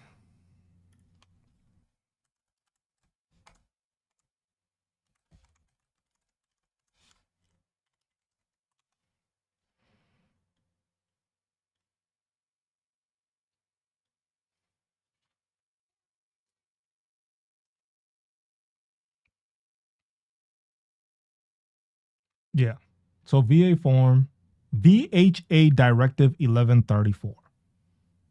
Reasons for issue. This Veterans Health Administration Directive establishes policy requiring VHA health care providers, when requested and consistent with other VH policies, to assist patients in completing Department of Veteran Affairs VA and non-VA medical forms, and to provide patients with medical statements with respect to their medical conditions and functionality. So McNasty, hit him with this shit. Just look it up, Google it. You can look it up, Google it, and it will populate. And it's the same thing. And the last amendment was of May 11th, 2020. So the version I have is a bit older, but the latest is 2020.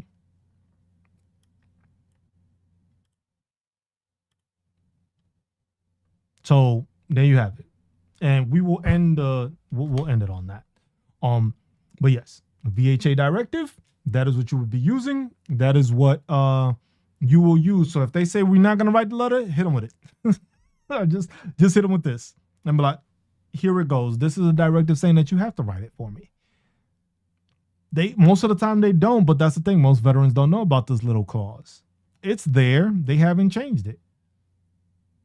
It's okay, Annette. I appreciate it. I remembered that you had given it to me. So I was just like, that's why I was looking for it. I was just like, I have it in a folder. And that's why I was just like, what the fuck is this folder? It's like, I know I have this. So I was like, what the hell is it? And I was like, okay, I got it. But yeah. All right. So, man, this DBQ letter cost me $550. That's why I don't pay for shit, man. That's why I was like, you can have them filled out. That paid you $550. That shit better get you fucking something. That's why I don't believe in paying for any of this shit. You can do it yourself. It's just knowing that stuff. Now, you got that DBQ letter, right? Now, use this and get it from the provider. You already paid it. You already paid the money for that evaluation and the DBQ. Okay, now get your VA provider to do the same thing. And now you got two fucking letters of evidence. You got a DBQ letter from this person that you paid for, and now you get a DBQ from that person. or even a statement. You can even write this shit for them. Be like, look, I have this statement. I think I want you to overlook it and maybe tweak it. And you can sign it basically. And this is why I did this, because I have this BHA directive, which is basically for forms and completions of VA forms. Big nasty, but you didn't hit them with the VHA directive 1134 for 2 years. There's an update of 22. Oh, how come it didn't show up? It didn't show up on the... For some reason, for me, the one when I looked it up on... Is it part 2? Do I have to put the... Oh, I didn't put the parentheses 2.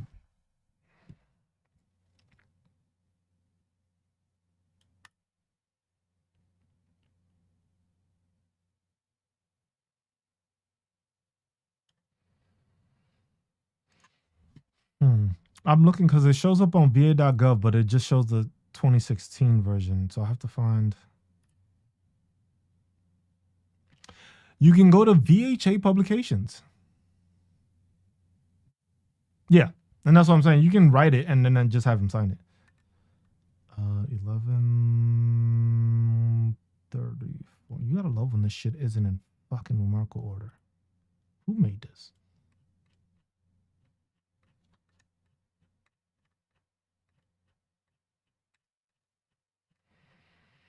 Looking.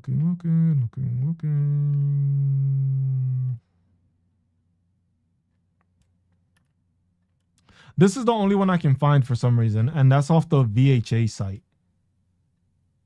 The Veterans Health Administration, that's the website they have. And it says last updated July 24th, 2025, which means, you know, they're not going to update it if they don't need to. But. Okay. Yeah. So that's where we're at with that.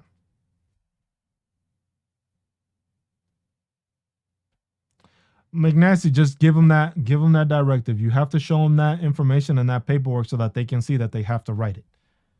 It's always a conflict of interest, and that's the easiest way for them to say, because basically they probably have the directive that you shouldn't be writing anything for these people to get more benefits. But if you have that directive that says, hey, you are mandated to help me fill this out or to fill this out for me, they can't say no. So, because conflict of interest is one of the things that they always mention to people. But at the same time, after I found that directive from Annette telling me, that's what I tell people. If they tell you they don't want to write the letter, show them that information, bring them that information, and be like, here, look, this is what I have. This is what it is. This is stating that you have to write this for me.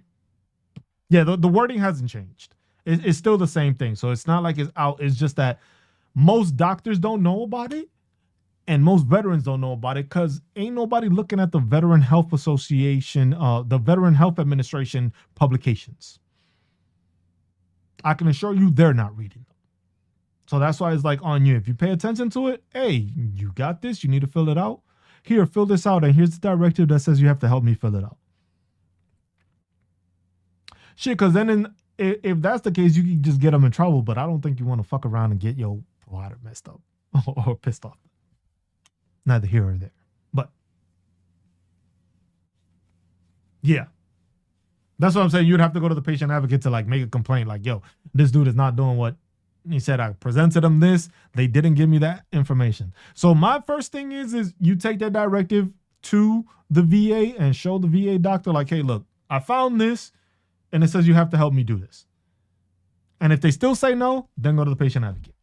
And that's it. It was just like you part of the problem. Because if a veteran is coming to you with something showing you that this is what you got to do, and you're saying you don't want to do it, you're part of the problem. No, you can always file for your shit again, even if they made a mistake. Now, did you get the 10%? Because if you got the 10%, you're good. But there's no such thing as you can't file for something again, because the thing is the shit could get worse. So there's no such thing as you can't file for again. They made a mistake. Cool. I was like, they might have removed it, but you can file for shin splints if you have shin splints, and you go and file for it again and be like, hey, that's my 10%. But that's it's how you file. You can't, they can't tell you can't file for something again because they made a mistake. Like, no, you made a mistake, but now I still have this. Annette, that one ain't gonna go nowhere. I can assure you that shit is not gonna go anywhere. Maybe if you're talking to your representative, maybe your representative may make some moves. But if you're gonna send a complaint to the White House, they ain't reading that shit. Is that something you can look for? For what exactly? Because the thing is shin splints. I don't.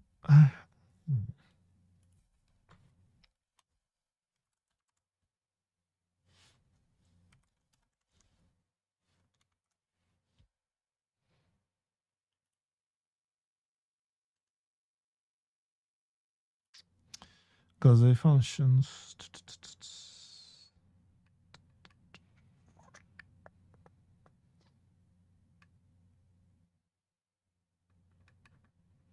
Somewhere in here, I don't know where. It's there.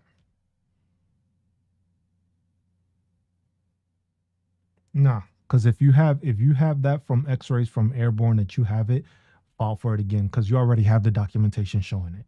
I was like, they might have made a mistake. I don't know what the mistake was, but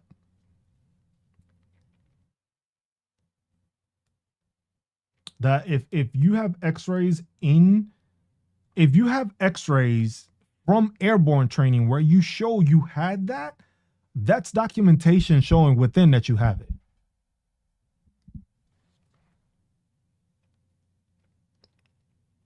That you're showing that you have it, so you can file for it again because it's in your medical records. Now, what the issue was where they fucked up on it, that I don't know. But definitely, if it's in your records, you can file for it, and they can't just take it away. Is that was that?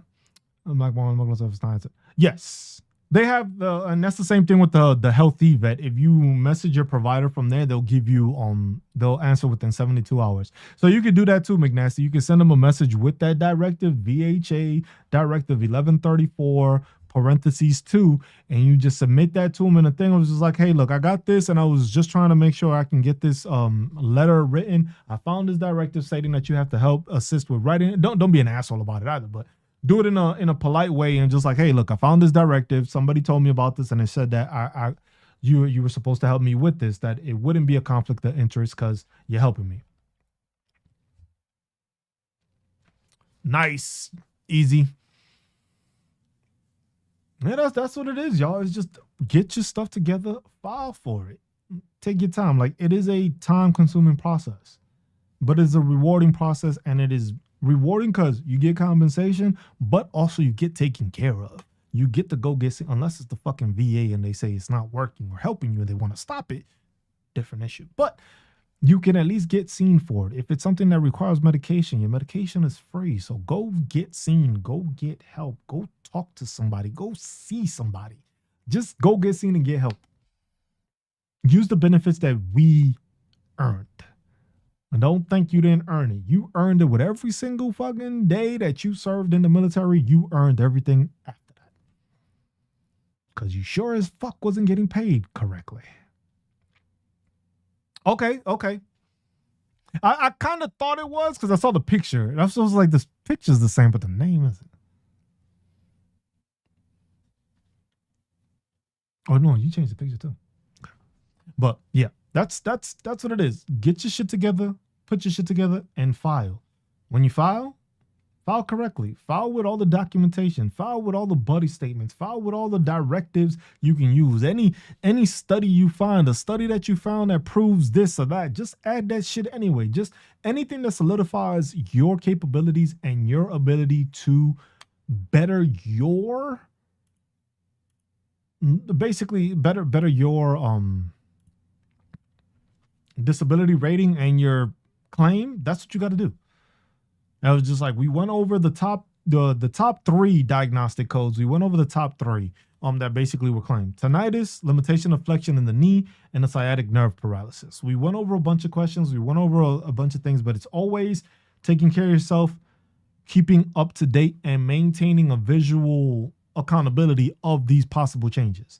Whether it's going through the CFR or going through regulations.gov or going through va.gov or watching the VA news or paying attention to it, keep up to date because these next couple of years, there are going to be massive changes that are going to change the whole entity of the VA these next couple of years with the changes to hirings, firings, contracts here, no contracts there, changes to the CFR, new evaluation processes. All that shit is going to change, and all of this is going to make it either difficult or easier for some veterans. Now, I can't tell you which one of those is going to lead to, but the more prepared you are, the more you're going to lean towards the easier side. So I'll leave you guys with that. I hope this was helpful to y'all. I hope y'all get this. Like I said, always make sure to pass along the information, pass it along, let people know we do these workshops on Sunday. We do them every Sunday, 12 noon, no matter football, rain, sleet. We almost didn't do it today because power went out in the neighborhood for some reason.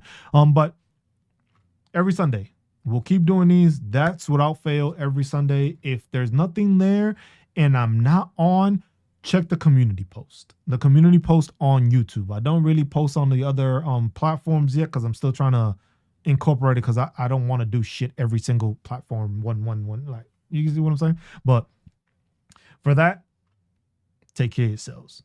As always, be good to one another. Take care of one another. Look out for one another. Love one another. And stay marvelous while doing it, y'all. I'm Just Cruz. This has been our Sunday Veteran Workshop for the Veteran Awareness Project. I appreciate y'all tuning in. Hopefully it was insightful. If you have any questions or anything pops up after the fact, after I signed off, make sure to leave comments on the video. And if not, just even leave a little comment on the video just so I can get more exposure and get more awareness. So leave likes, leave comments, just even if it's a smiley face or a thank you, I'd appreciate it to help push the analytics. Airborne, appreciate you tuning in. As always, is checking in. Hope that C&P date goes well. Remember, check the CFR and check that you fall under the right criteria. As always, thank you all. Thank you for tuning in. Thank you from Thailand, all the way from Thailand. Appreciate y'all. Y'all have a good rest of y'all week. I will see y'all either next Sunday or I will see you on a Just Cruise, just basically bullshit and talking politics. Y'all take care. Y'all be good. I'll see y'all next Sunday. Cruise